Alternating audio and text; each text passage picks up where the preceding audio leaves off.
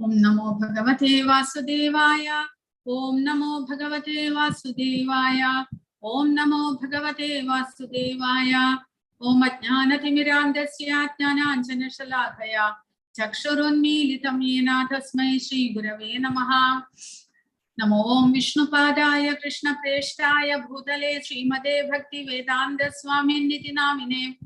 Namaste Saraswate Deve Gauravani Pracharine Nirvishesha Shunyavadi Paschatya Deshatarine.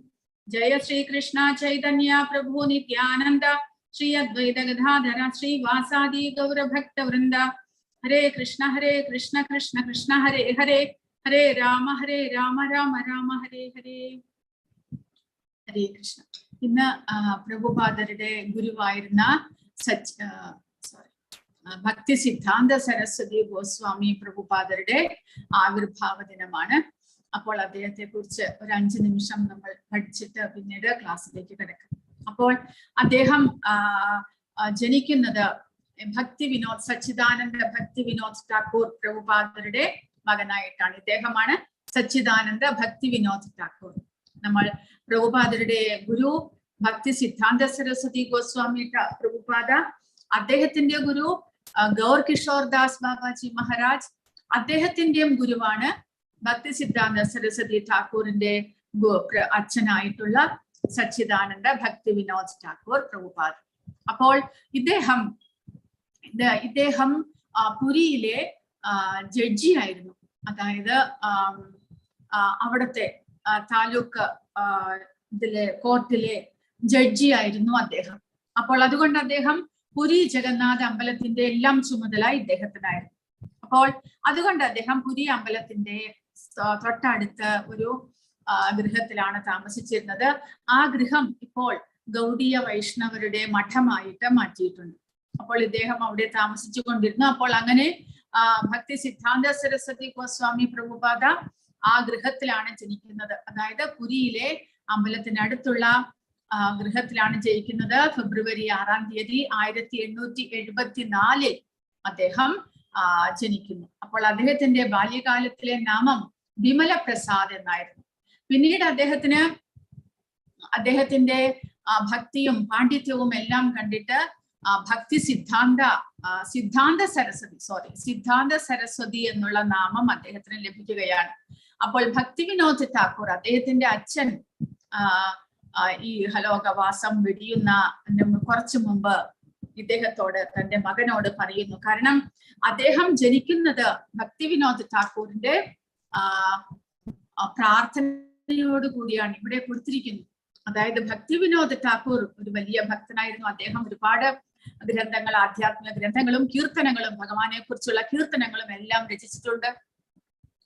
അപ്പോൾ അദ്ദേഹം ഭഗവാൻ കൃഷ്ണനോട് പറയുന്നു, അതായത് അദ്ദേഹത്തിന്റെ ടീച്ചിങ്സ്, ഭഗവാന്റെ ഉപദേശങ്ങളെല്ലാം തന്നെ ഇപ്പോൾ ഈ കലികാലത്ത് നശിക്കാൻ തുടങ്ങിയിരിക്കുന്നു. ആൾക്കാർക്ക് അതിൽ താല്പര്യമില്ല, ആരും ശരിയായിട്ട് അതിനെ ഉൾക്കൊള്ളുന്നില്ല. ധർമ്മശാസ്ത്രങ്ങളെ വിലമതിച്ചുകൊണ്ട് അതിനനുസരിച്ച് ആരും ജീവിക്കുന്നില്ല.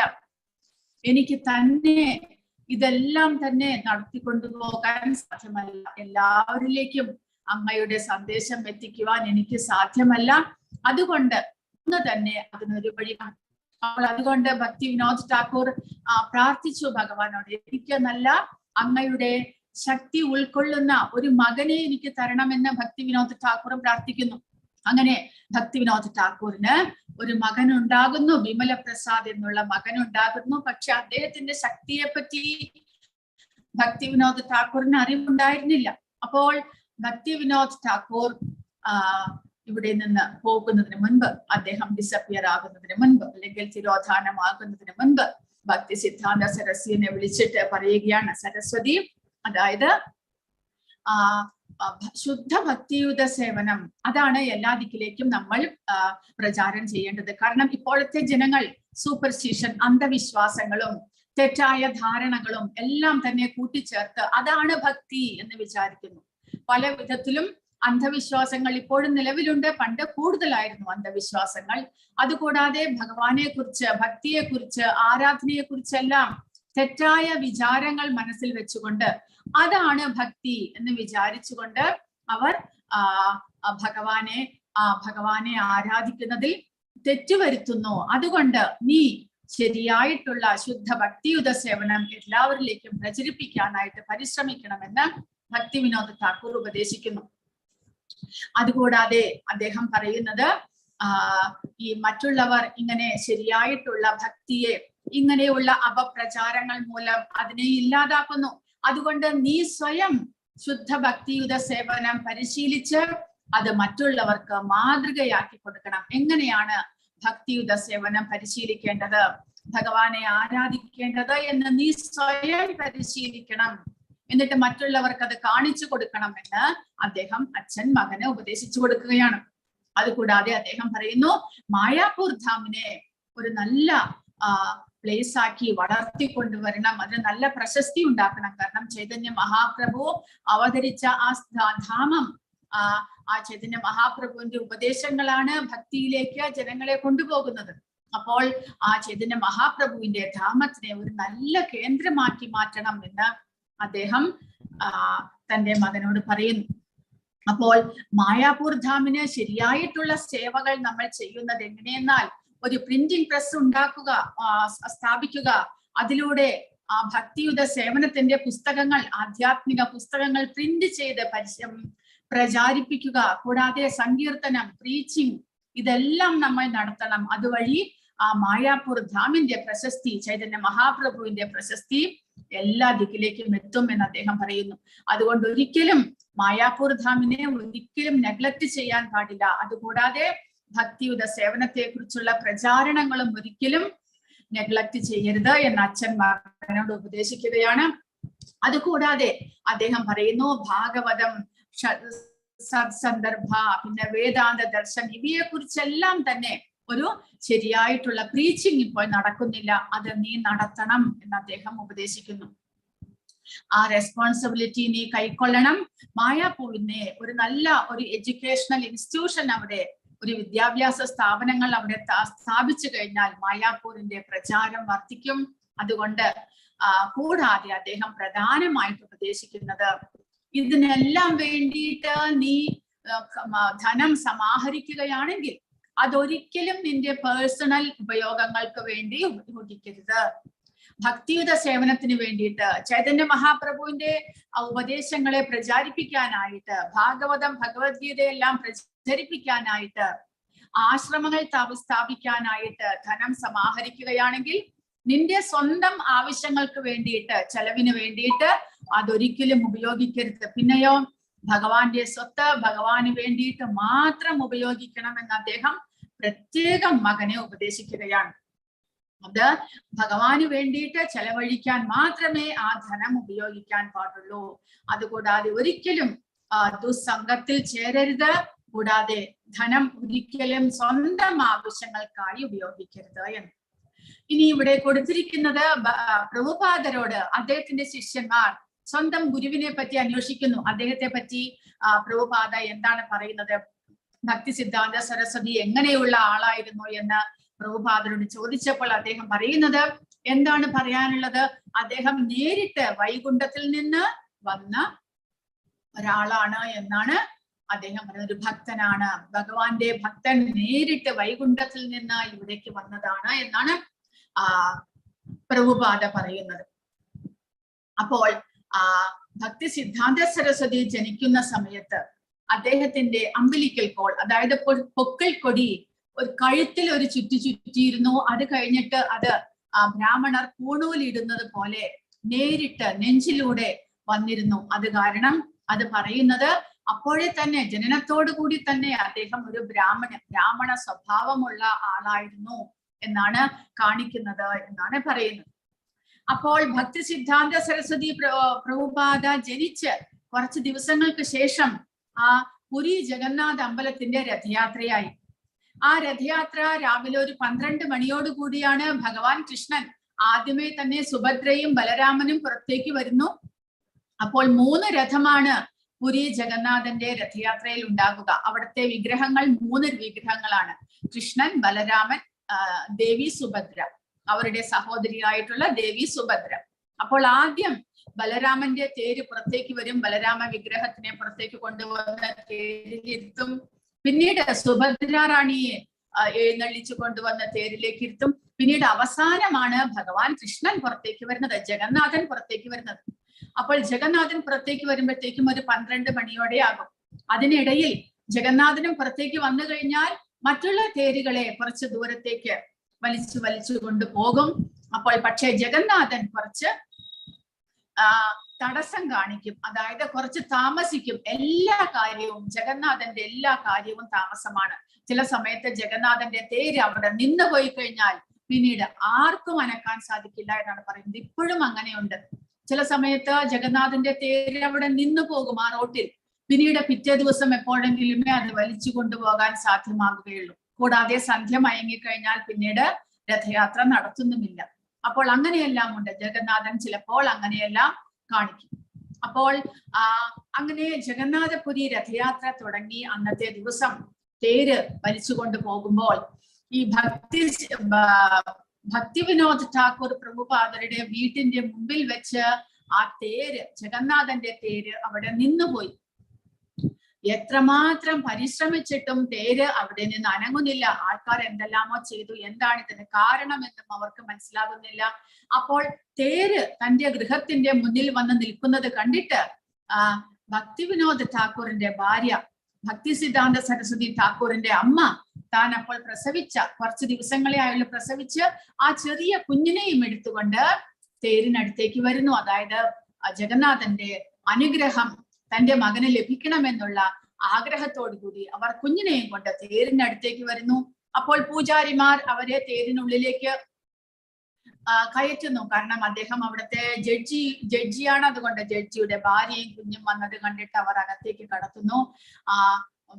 അമ്മ എന്ത് ചെയ്യുന്നു? തന്റെ പുത്രനെ ജഗന്നാഥന്റെ കാൽപാദത്തിനടുത്തേക്ക് വെക്കുന്നു. അപ്പോൾ എന്ത് സംഭവിക്കുന്നു? ആ കുഞ്ഞ് കൈനീട്ടി ജഗന്നാഥന്റെ കൈ പിടിക്കാനായിട്ട് നോക്കുകയാണ് ചെയ്യുന്നത്. അതുകൂടാതെ ജഗന്നാഥന്റെ ദേഹത്തണിഞ്ഞിരുന്ന ഒരു മാല്യം, ഒരു പൂമാല ആ കുഞ്ഞിന്റെ മേത്തേക്ക് വീഴുകയും ചെയ്തു. അതായത് ഭഗവാൻ ആ കുഞ്ഞിനെ അനുഗ്രഹിച്ചതുപോലെ ഭഗവാന്റെ ഒരു മാല ആ കുഞ്ഞിന്റെ ദേഹത്തേക്ക് വീഴുകയും ചെയ്തു. ഇതെല്ലാം കണ്ടിട്ട് പൂജാരിമാരും ഈ കുഞ്ഞിന്റെ അമ്മയും എല്ലാവരും വളരെയധികം അത്ഭുതപ്പെടുകയും ആ ഭഗവാന്റെ നാമം ഉച്ചത്തിൽ ഉച്ചരിക്കുകയും ചെയ്യുന്നു. അപ്പോൾ ഈ വിവരങ്ങളെല്ലാം കേട്ടപ്പോൾ ഭക്തിവിനോദ് ഠാക്കൂർ പ്രഭുപാദയ്ക്ക് ഉറപ്പായി തന്റെ പ്രാർത്ഥന ഭഗവാൻ കേട്ടിരിക്കുന്നു. തന്റെ പ്രാർത്ഥന കേട്ടിട്ട് ഭഗവാൻ അനുഗ്രഹിച്ച് തനിക്ക് തന്നിരിക്കുന്നതാണ് ഈ പുത്രനെ എന്ന് അദ്ദേഹത്തിന് മനസ്സിലാകുന്നു. അപ്പോൾ ഈ വിമല പ്രസാദ് ഒരു ചെറിയ കുട്ടിയായിരിക്കുമ്പോൾ, അതായത് 4 വയസ്സോ മറ്റോ ഉള്ളപ്പോൾ അദ്ദേഹം എന്ത് ചെയ്യുന്നു? ഒരു ദിവസം ഒരു കുസൃതി ചെയ്തു. അതായത് അച്ഛൻ ഭക്തിവിനോദ് ഠാക്കൂർ കുറച്ച് പഴുത്ത മാമ്പഴങ്ങൾ അവിടെ വീട്ടിൽ കൊണ്ടുവന്ന് വെച്ചിരുന്നു.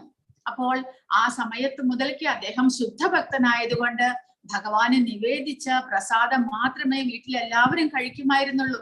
പക്ഷെ വിമല പ്രസാദ് 4 വയസ്സുള്ള ചെറിയ കുഞ്ഞാണ്. ആ കുട്ടിക്ക് ഇതൊന്നും അറിയാൻ പ്രായമായിട്ടിരുന്നില്ല. അതുകൊണ്ട് ആ കുഞ്ഞ് എന്ത് ചെയ്തു? മാമ്പഴം കണ്ടയുടനെ വേഗം പോയി എടുത്ത് തന്നെത്താനെ കഴിക്കാൻ തുടങ്ങി. അപ്പോൾ ഭക്തിവിനോദ് ഠാക്കൂർ ചെറുതായിട്ടൊന്ന് മകനെ ശാസിച്ചു.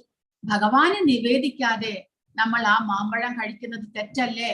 നീ എന്താണ് ഈ കാണിച്ചത് എന്ന് അദ്ദേഹം മകനെ ചെറുതായി ശാസിച്ചു. അത് കേട്ടതോടുകൂടി ആ വിമല പ്രസാദിന്റെ മനസ്സ് പൂർണ്ണമായിട്ട് മാറുന്നു. അതായത് ഞാൻ ഭഗവാനോട് അപരാധം കാണിച്ചു, അദ്ദേഹത്തിന് കൊടുക്കാതെ ഞാൻ സ്വയം ഇതെല്ലാം ടേസ്റ്റ് ചെയ്തല്ലോ എന്നുള്ള അപരാധം മൂലം അദ്ദേഹം ഒരു പ്രതിജ്ഞയെടുത്തു. 4 വയസ്സായുള്ള കുഞ്ഞാണ്. ആ കുഞ്ഞ് പ്രതിജ്ഞയെടുത്തു, ഞാൻ ഇനി എന്റെ ജീവിതത്തിൽ ഒരിക്കലും മാമ്പഴം തൊടുകയില്ല എന്ന്. അദ്ദേഹം മരിക്കുന്നത് വരെ പിന്നീട് മാമ്പഴം തൊട്ടു നോക്കിയിട്ടില്ല എന്നാണ്. 4 വയസ്സായുള്ള കുഞ്ഞ് പ്രതിജ്ഞ എടുത്തത് ജീവിത അവസാനം വരെ അദ്ദേഹം അത് കാത്തു സൂക്ഷിച്ചു എന്നാണ് പറയുന്നത്.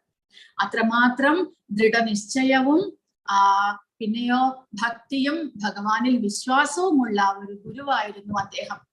കൂടാതെ അദ്ദേഹത്തെ ലയൺ ഗുരു എന്നാണ് വിളിക്കുന്നത്. എന്തുകൊണ്ടെന്നാൽ അത്രമാത്രം ധൈര്യവും പിന്നെയോ വിശ്വാസവും, ആരോടും പേടിയുമില്ല. കൂടാതെ അദ്ദേഹത്തെ കാണാനും അതുപോലെ വളരെ പൊക്കവും തടിയും എല്ലാമുള്ള നല്ല ഒരു ആചാനുബാഹുവായ ഒരു രൂപമായിരുന്നു അദ്ദേഹം എന്നാണ് പറയുന്നത്. അതുകൊണ്ട് അദ്ദേഹത്തെ കൂടാതെ വളരെയധികം പാണ്ഡിത്യവും, അദ്ദേഹത്തെ പാണ്ഡിത്യത്തിൽ തർക്കത്തിൽ നിന്നും തോൽപ്പിക്കാൻ ആർക്കും സാധിക്കില്ല. അദ്ദേഹം സംസ്കൃത പഠിയായിരുന്നു. ചെറുപ്പത്തിനെ ഒരു സംസ്കൃത സഭയിൽ തന്റെ വാദങ്ങൾ നിരത്തി ആ സഭയിൽ ജയിച്ചു വന്നിട്ടുണ്ട്. അത്രമാത്രം ധൈര്യവും പാണ്ഡിത്യവും എല്ലാം ഉണ്ടായിരുന്നു അദ്ദേഹത്തിന്. അപ്പോൾ 25-ാമത്തെ വയസ്സിൽ അദ്ദേഹം ആ സംസ്കൃതത്തിൽ വളരെയധികം പാണ്ഡിത്യം നേടുന്നു. സംസ്കൃതം മാത്രമല്ല, കണക്ക്, ആസ്ട്രോണമി, ജ്യോതിഷത്തിൽ ഇതിലെല്ലാത്തിനും പാണ്ഡിത്യം നേടി. ഒരുപാട് പുസ്തകങ്ങളും അദ്ദേഹം മാഗസിനുകളും എല്ലാം പബ്ലിഷ് ചെയ്യുകയുണ്ടായി. കൂടാതെ സൂര്യ സിദ്ധാന്തം എന്നുള്ള ഒരു പുസ്തകം അദ്ദേഹം പബ്ലിഷ് ചെയ്തത് വായിച്ചു നോക്കിയിട്ട് അതിന്റെ അർത്ഥം മനസ്സിലാക്കിയിട്ട് അദ്ദേഹത്തിന്റെ പാണ്ഡിത്യം മനസ്സിലാക്കി അദ്ദേഹത്തിന് സിദ്ധാന്ത സരസ്വതി എന്നുള്ള ഒരു ടൈറ്റിൽ അദ്ദേഹത്തിന്റെ പാണ്ഡിത്യത്തിന് വേണ്ടിയിട്ട് അവിടുത്തെ ആചാര്യന്മാർ കൊടുക്കുകയുണ്ടായി. പിന്നീട് അദ്ദേഹത്തിന്റെ അച്ഛന്റെ ഉപദേശപ്രകാരം ഗൗർകിഷോർ ദാസ് ബാബാജിയിൽ നിന്ന് അദ്ദേഹം ദീക്ഷ സ്വീകരിക്കുന്നു, ശിഷ്യത്വം സ്വീകരിക്കുന്നു. 1905 സിദ്ധാന്ത സരസ്വതി ഒരു പ്രതിജ്ഞ എടുക്കുന്നു. അതായത് ഞാൻ ഒരു ബില്യൺ തവണ, അതായത് 1,00,000 തവണ അദ്ദേഹം ഹരേ കൃഷ്ണ മഹാമന്ത്രം ജപിക്കും എന്ന് പറഞ്ഞുകൊണ്ട് പ്രതിജ്ഞ എടുത്തിട്ട് അദ്ദേഹം മായാപൂരിൽ പോയി ഒരു ഗ്രാസ് ഹട്ട്, ഒരു പുല്ലിന്റെ ഒരു കുടിലുണ്ടാക്കിയിട്ട്, അതായത് ചൈതന്യ മഹാപ്രഭുവിന്റെ ആവിർഭാവ സ്ഥലത്ത് പോയിട്ട് അദ്ദേഹം ഒരു കുടിൽ കെട്ടിയിട്ട് അവിടെ ഇരുന്നു കൊണ്ട് മഹാമന്ത്രം രാവും പകലും അദ്ദേഹം ജപിക്കാൻ തുടങ്ങി. ദിവസത്തിൽ ഒരു നേരം അദ്ദേഹം ഭക്ഷണം പാചകം ചെയ്യും. അത് മാത്രമേ അദ്ദേഹം കഴിക്കുകയുള്ളൂ, വേറെ ഒന്നും തന്നെ കഴിക്കുകയില്ല. ആ സമയത്ത് മഴ വരുന്ന സമയത്ത് പുൽക്കുടിലാണ്, അത് ചോരും. എന്നാലും അദ്ദേഹം കുട പിടിച്ചിരുന്നു കൊണ്ട് ഹരേ കൃഷ്ണ മഹാമന്ത്രം ജപിക്കുമായിരുന്നു എന്ന്. അത്രമാത്രം ദൃഢനിശ്ചയമായിരുന്നു അദ്ദേഹത്തിൻ്റെത്. ഭക്തി വിനോദ ഠാക്കൂര 1914 അദ്ദേഹം ദേഹം വെടിയുന്നത് സമയത്ത്, അതായത് ഗദാധര പണ്ഡിറ്റ് പഞ്ചതത്വത്തിലെ ഒരു ചൈതന്യ മഹാപ്രഭുവിന്റെ ഒരു അസോസിയേറ്റ് ആയിരുന്നു ഗദാധര പണ്ഡിറ്റ്. അദ്ദേഹത്തിന്റെ ദേഹത്യാഗത്തിന്റെ ദിവസമാണ് ഭക്തി വിനോദ ഠാക്കൂറും ശരീരം വെടിയുന്നത്. അതിന്റെ തലേ ദിവസം അദ്ദേഹം തന്റെ മകന് ഇൻസ്ട്രക്ഷൻസ് കൊടുക്കുന്നു. അതായത് ചൈതന്യ മഹാപ്രഭുവിന്റെയും ഗോസ്വാമിമാരുടെയും ടീച്ചിങ്സ്, അവരുടെ ഉപദേശങ്ങളെ പ്രചരിപ്പിക്കണം, എല്ലാ ദിക്കിലും പ്രചരിപ്പിക്കണം. അതുകൂടാതെ ഗൗരാംഗ മഹാപ്രഭുവിന്റെ ബർത്ത് പ്ലേസ്, ജനന സ്ഥലത്തെ വികസിപ്പിച്ചെടുക്കണം, ഗൗഡീയ മഠങ്ങൾ താമസിക്കണം. കൂടാതെ അദ്ദേഹത്തിന്റെ അമ്മയും കുറച്ചു നാളുകൾക്ക് ശേഷം കാലം വെടിയുന്നു. അങ്ങനെ അദ്ദേഹത്തിന്റെ അമ്മയും ഇവിടെ നിന്ന് ജീവൻ വെടിയുന്നതിന് മുൻപ് സരസ്വതി ഠാക്കൂറിനെ കൈ പിടിച്ചുകൊണ്ട് എന്ത് പറയുന്നു? ലോർഡ് ഗൗരാംഗന്റെ ചൈതന്യ മഹാപ്രഭുവിന്റെ പ്രശസ്തിയെയും അദ്ദേഹത്തിന്റെ ധാമത്തിന്റെ പ്രശസ്തിയും എല്ലാ ദിക്കിലും പ്രചരിപ്പിക്കണമെന്ന്. അപ്പോൾ അച്ഛന്റെയും അമ്മയുടെയും ആദേശം സ്വീകരിച്ചുകൊണ്ട് അദ്ദേഹം വളരെ വിഗറസ് ആയിട്ട്, വളരെ എന്തൂസ്യാസത്തോടു കൂടി ഗൗഡീയ മഠങ്ങൾ സ്ഥാപിക്കാനും അതിലൂടെ ഈ ഭക്തിയുത സേവനത്തെ കുറിച്ചുള്ള ഉപദേശങ്ങളെല്ലാം പ്രചരിപ്പിക്കാനും തുടങ്ങിയെന്നാണ് പറയുന്നത്. 1918 മായാപൂരിൽ അദ്ദേഹം ഗൗർകിഷോർ ദാസ് ബാബാജി മഹാരാജിന്റെ ഒരു ഫോട്ടോ വെച്ചുകൊണ്ട് അതിന് മുന്നിൽ നിന്നുകൊണ്ട് അദ്ദേഹം സന്യാസം സ്വീകരിക്കുന്നു. അപ്പോൾ ആദ്യം ഗൗർകിഷോർ ദാസ് ബാബാജിയിൽ നിന്ന് ശിഷ്യത്വം സ്വീകരിക്കുന്നു, പിന്നീട് അദ്ദേഹം സന്യാസവും സ്വീകരിക്കുന്നു. അങ്ങനെ സന്യാസം സ്വീകരിച്ചതിന് ശേഷം അദ്ദേഹത്തിന്റെ നാമം ഭക്തി സിദ്ധാന്ത സരസ്വതി ഗോസ്വാമി മഹാരാജ് എന്നാക്കി അദ്ദേഹം മാറ്റുന്നു. അങ്ങനെ അദ്ദേഹത്തിന്റെ സമയം മുഴുവനും അദ്ദേഹം പ്രിന്റിംഗ് പ്രസ്സിലൂടെ അദ്ദേഹം ഒരു നല്ല പ്രിന്റിംഗ് പ്രസ് സ്ഥാപിക്കുന്നു. അതിനെ ബൃഹത് മൃദംഗ എന്ന് വിളിക്കുന്നു. മൃദംഗം എന്ന് പറഞ്ഞു കഴിഞ്ഞാൽ തന്നെ അതിനെക്കാട്ടിലും ബൃഹത് മൃദംഗം, അതായത് മൃദംഗം കൊട്ടിക്കഴിഞ്ഞാൽ ഒരുപാട് ദിക്കിലേക്ക് ശബ്ദം കേൾക്കുന്നു. ബൃഹത് മൃദംഗമാണെങ്കിലോ, അതായത് ഇനിയും കൂടുതൽ ദിക്കിലേക്ക് സൗണ്ട് കേൾക്കുന്നത് പോലെ ഒരു പ്രിന്റിംഗ് പ്രസ് ഉണ്ടെങ്കിൽ നമുക്ക് അതിലൂടെ അനേകം ആധ്യാത്മിക കാര്യങ്ങളെ അച്ചടിച്ച് എല്ലാ ദിക്കിലേക്കും പ്രചാരം ചെയ്യാൻ സാധിക്കും. അങ്ങനെ അദ്ദേഹം ഒരു പ്രിന്റിംഗ് പ്രസ് സ്ഥാപിക്കുന്നു. അതിലൂടെ അദ്ദേഹം ചൈതന്യ മഹാപ്രഭുവിന്റെ സന്ദേശങ്ങളെല്ലാം അച്ചടിച്ച് എല്ലാ ദിക്കിലേക്കും അദ്ദേഹം പ്രചരിപ്പിക്കാനായിട്ട് ആരംഭിക്കുന്നു. അങ്ങനെ അദ്ദേഹം 1918 മുതൽ 37 വരെ 64 ഗൗഡീയ വൈഷ്ണവ മഠങ്ങൾ, ശുദ്ധ ഭക്തി മഠം, അവിടെ ഭക്തിയുടെ സേവനത്തെ കുറിച്ച്, ഭഗവാൻ കൃഷ്ണനെ കുറിച്ച്, അദ്ദേഹത്തിന്റെ ഭക്തിയെ കുറിച്ച് മാത്രം പ്രചരിപ്പിക്കുന്ന മഠങ്ങളെ സ്ഥാപിക്കുന്നു. അതങ്ങനെ നവദ്വീപ, മായാപുര, കൽക്കട്ട, ചക, മൈമൻസിംഗ്, നാരായണഗഞ്ച്, ചിത്തഗോങ്, മിഡ്നാപൂർ, രേമുണ, ബാലാസോർ, പുരി, അളകനന്ദ, മദ്രാസ്, കോവൂർ, ഡൽഹി, പാട്ന, ഗയ, ലക്നൗ, വാരണാസി, ഹരിദ്വാർ, അലഹബാദ്, മഥുര, വൃന്ദാവന, ആസാം, കുരുക്ഷേത്ര, അതായത് ചെന്നൈ മുതൽ തുടങ്ങി അങ്ങോട്ട് നോർത്തിലേക്ക് എല്ലാ രാജ്യങ്ങളിലും എല്ലാ ദിക്കിലും അദ്ദേഹം ഗൗഡീയ മഠങ്ങൾ സ്ഥാപിക്കുന്നു. കൂടാതെ ഇന്ത്യക്ക് പുറത്ത് ലണ്ടനിലും റംഗൂണിലും അദ്ദേഹത്തിന്റെ മഠങ്ങൾ ഉണ്ട് എന്ന് പറയുന്നു.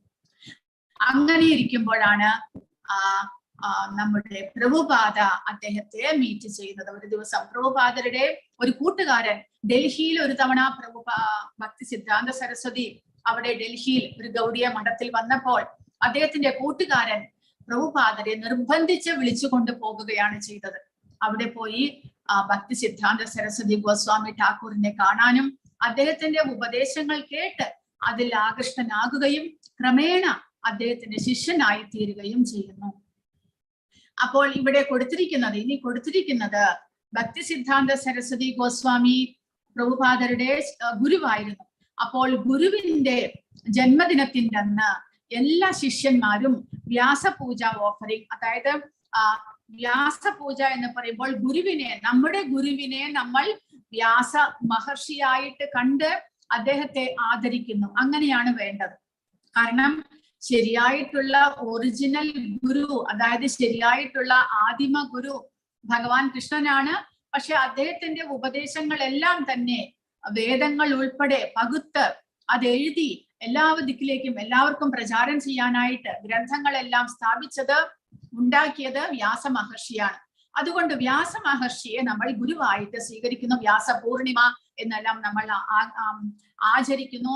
അപ്പോൾ കൂടാതെ നമ്മുടെ സ്വന്തം ഗുരുക്കളുടെ ജന്മദിനത്തിന്റെ അന്ന് നമ്മൾ അത് വ്യാസപൂജയായിട്ടാണ് അത് സെലിബ്രേറ്റ് ചെയ്യുന്നത്. അന്നത്തെ ദിവസം ഗുരുവിന് നമ്മൾ കാണിക്കയായിട്ട് അദ്ദേഹത്തിന്റെ ഉപദേശങ്ങളെ, അദ്ദേഹത്തിന്റെ പ്രശംസിക്കുന്നു. നമ്മുടെ ജീവിതത്തിൽ ആ ഗുരുമൂലം എന്തെല്ലാം മാറ്റങ്ങൾ ഉണ്ടായി എന്നെല്ലാം നമ്മൾ എല്ലാവരെയും അറിയിക്കുന്നു. അങ്ങനെ ഗുരുവിന് വന്ദനം അർപ്പിക്കുന്നു. അതാണ് വ്യാസപൂജ സെലിബ്രേഷൻ എന്ന് പറയുന്നത്, ഓഫറിംഗ്. അപ്പോൾ ഭക്തി സിദ്ധാന്ത സരസ്വതി പ്രഭുപാദരുടെ ഒരു ജന്മദിനത്തിന്റെ അന്ന് പ്രഭുപാദർ എഴുതിയിട്ടുള്ള വ്യാസപൂജ ഓഫറിംഗ് ഒരു പോയം അദ്ദേഹം എഴുതുന്നു. അത് അദ്ദേഹം അന്നത്തെ ദിവസം വായിക്കുകയുണ്ടായി എന്നാണ് പറയുന്നത്. വ്യാസപൂജയ്ക്ക് നമ്മുടെ പ്രഭുപാദ എഴുതിയിരുന്ന ഓഫറിംഗ് ആണ്. ഒരു തവണ ഗോവർദ്ധൻ ഗിരിയുടെ സമീപത്ത് വെച്ചിട്ട് പ്രഭുപാദർ ഭക്തി സിദ്ധാന്ത സരസ്വതി ഗോസ്വാമിയെ കണ്ടുമുട്ടുകയുണ്ടായി. അദ്ദേഹം പ്രഭുപാദർക്ക് ഉപദേശിച്ചത് പുസ്തകങ്ങൾ ഡിസ്ട്രിബ്യൂട്ട് ചെയ്യുക, പ്രചാരം ചെയ്യുക. ഒരേ ഒരു വാക്കേ ഉള്ളൂ. പുസ്തകങ്ങൾ ഇംഗ്ലീഷിലേക്ക് തർജ്ജമ ചെയ്ത് അതെല്ലാ ദിക്കിലും പ്രചരിപ്പിക്കാനായിട്ട് പ്രഭുപാദർക്ക് നിർദ്ദേശം കൊടുക്കുന്നു.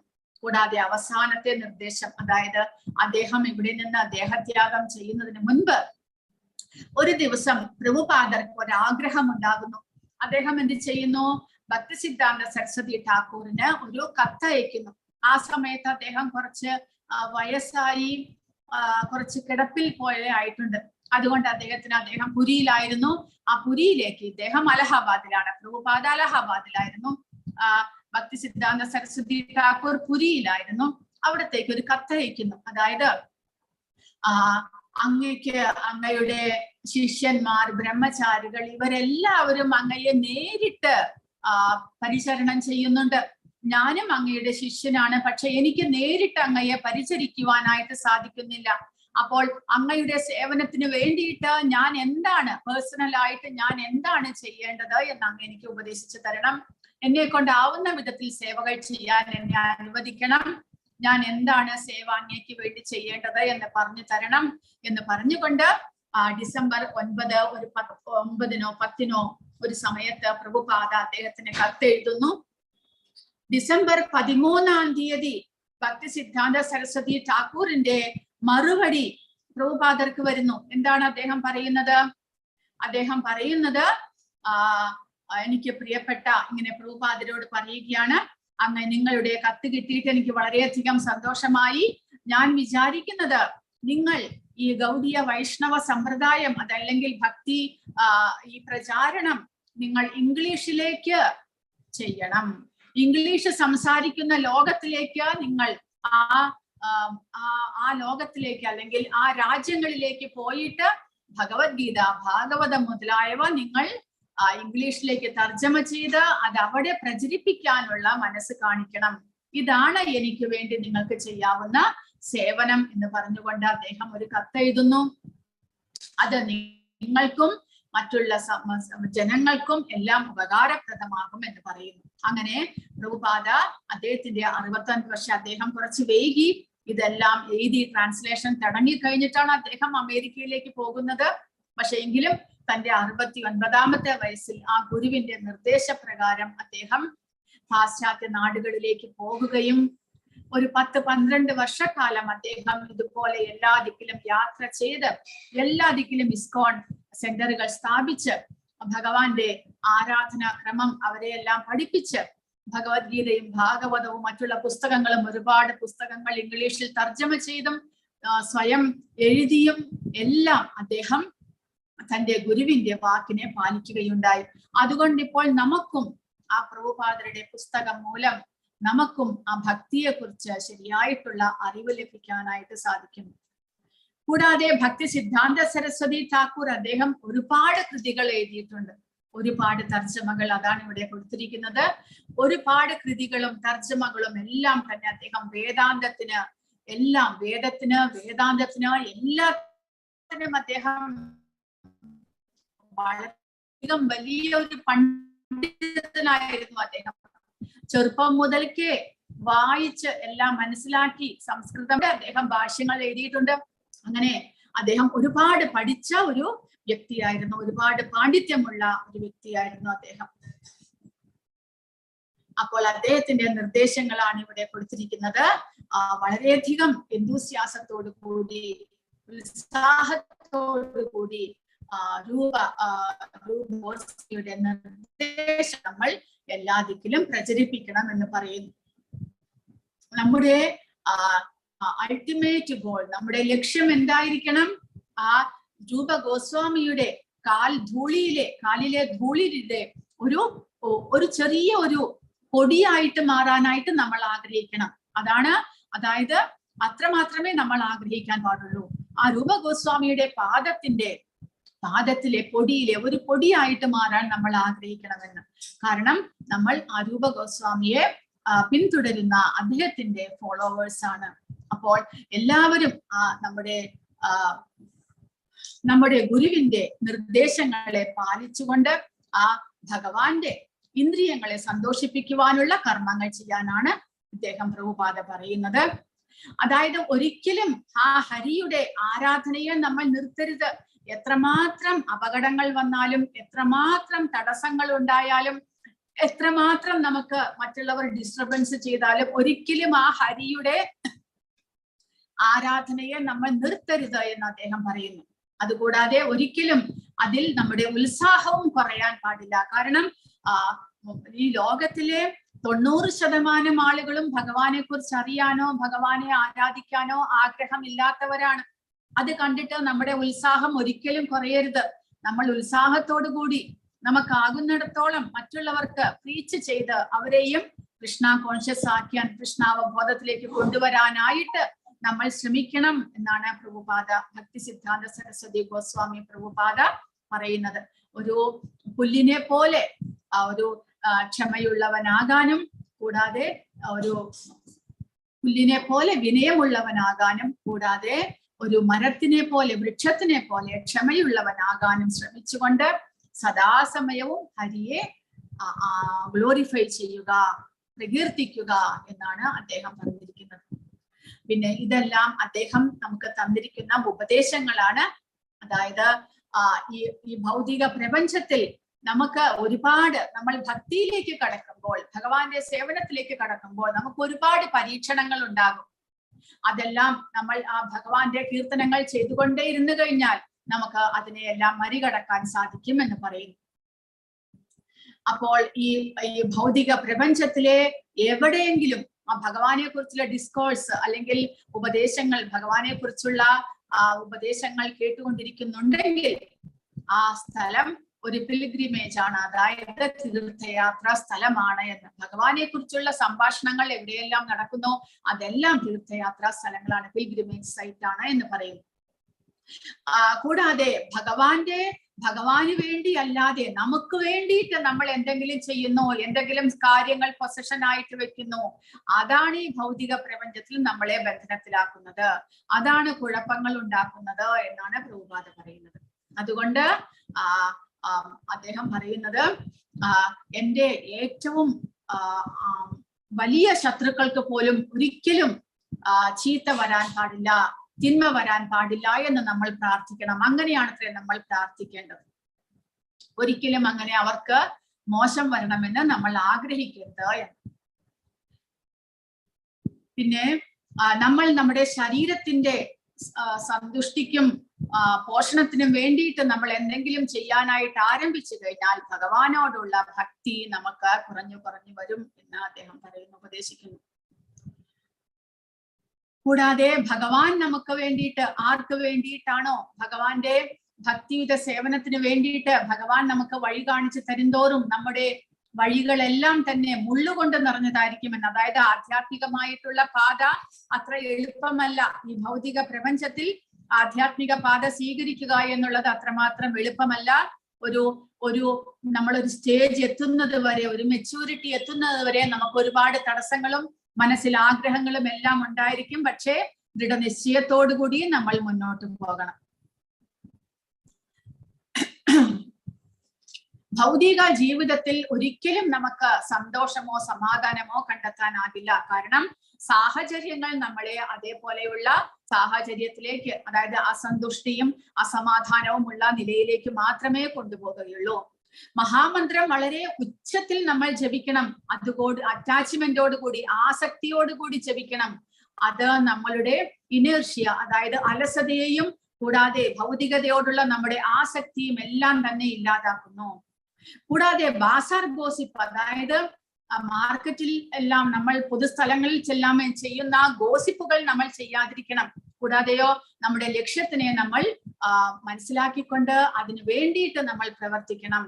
അപ്പോൾ അങ്ങനെയാണെങ്കിൽ ഒരു തടസ്സവും നമ്മുടെ വഴിയിൽ ഉണ്ടാകുന്നില്ല. കൂടാതെ അദ്ദേഹം പറയുന്നത് ഒരു നല്ല കാര്യം, അതായത് നമുക്ക് അറിഞ്ഞാലും, അതായത് നമ്മൾ ജോലി ചെയ്യുന്ന ദിക്കിൽ നമ്മുടെ ബോസ് ഉണ്ടാകും, നമ്മുടെ പ്രകൃതിയിൽ, നമ്മുടെ സമൂഹത്തിൽ നമുക്ക് കൃഷ്ണാവബോധം ഇല്ലാത്തവരെല്ലാം നമ്മുടെ വീട്ടിൽ സ്വീകരിക്കേണ്ടി വരും, അവർക്ക് ബഹുമാനമെല്ലാം കൊടുക്കേണ്ടി വരും.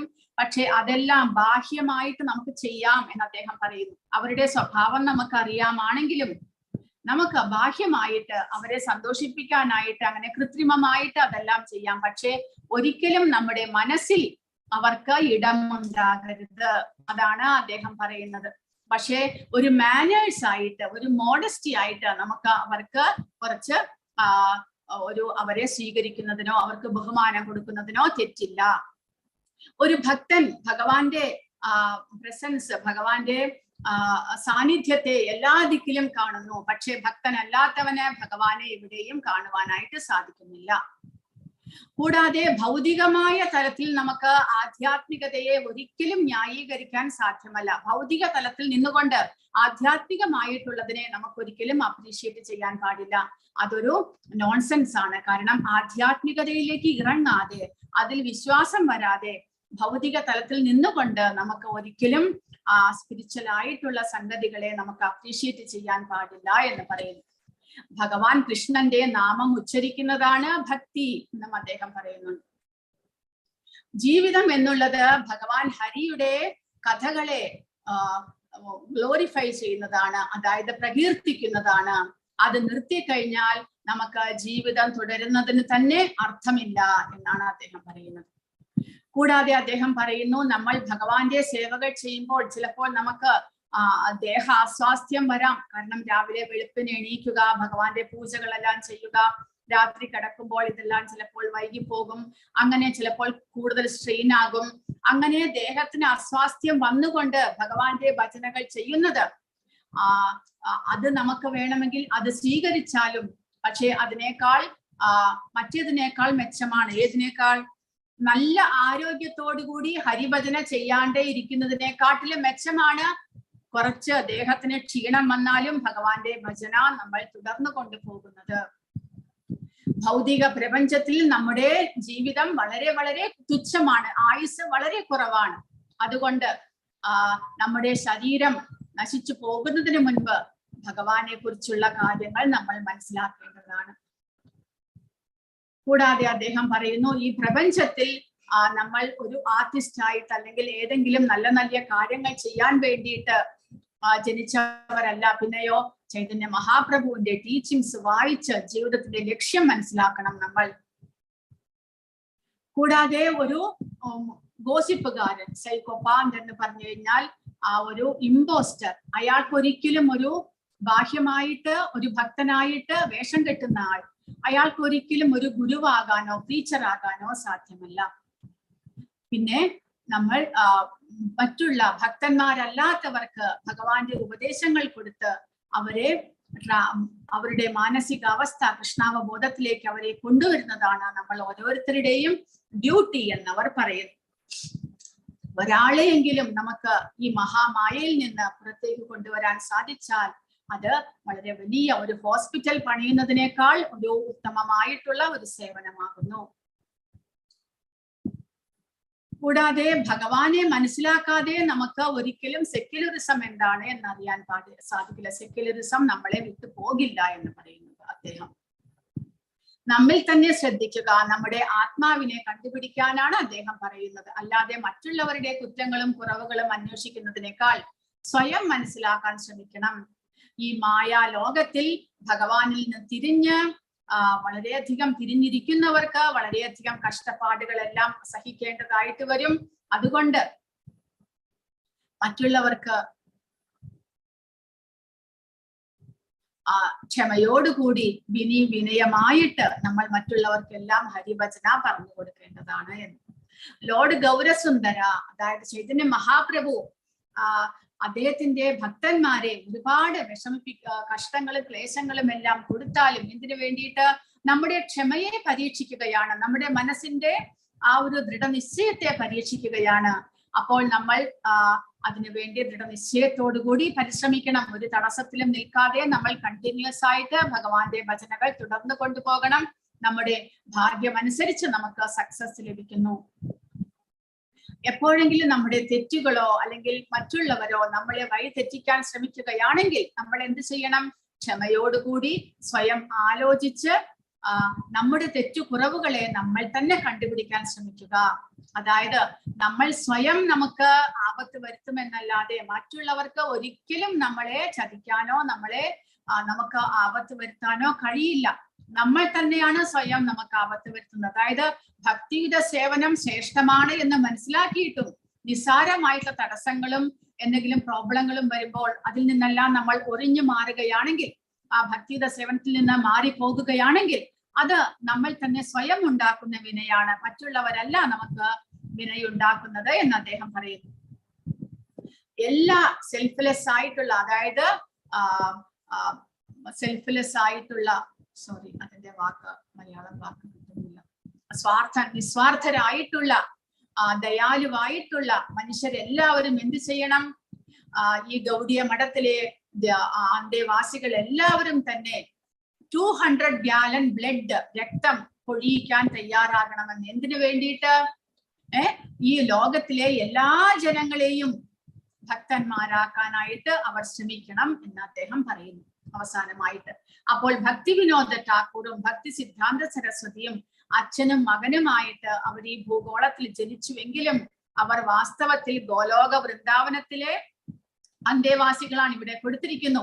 ഭക്തി വിനോദ ഠാക്കൂർ മഞ്ചരി എന്ന് പറയുമ്പോൾ ഭഗവാൻ കൃഷ്ണനുണ്ട്, രാധയുണ്ട്, അവർക്ക് പ്രധാനപ്പെട്ട അഷ്ടസഖികളുണ്ട്. അതാണ് ആദ്യത്തെ റൗണ്ട്, ഭഗവാൻ കൃഷ്ണന്റെ സഖിമാർ. അതിനും പുറത്ത് ഈ അഷ്ടസഖികൾക്ക് ഈ ഭഗവാന്റെ ലീലകളിൽ അവരെ സഹായിക്കാനായിട്ടുള്ള തോഴിമാരാണ് മഞ്ചരിമാർ. അവരെ മഞ്ചരികൾ എന്ന് വിളിക്കുന്നു. അപ്പോൾ ഭക്തി വിനോദ് ഠാക്കൂർ കമലമഞ്ചരി, ഭക്തി സിദ്ധാന്ത സരസ്വതി ഗോസ്വാമി ഠാക്കൂർ നയനമണി മഞ്ചരി. അതായത് ഭഗവാൻ കൃഷ്ണന്റെയും രാധയുടെയും അടുത്ത തോഴിമാരായിരുന്നു അവർ ഈ ഭൗതിക പ്രപഞ്ചത്തിൽ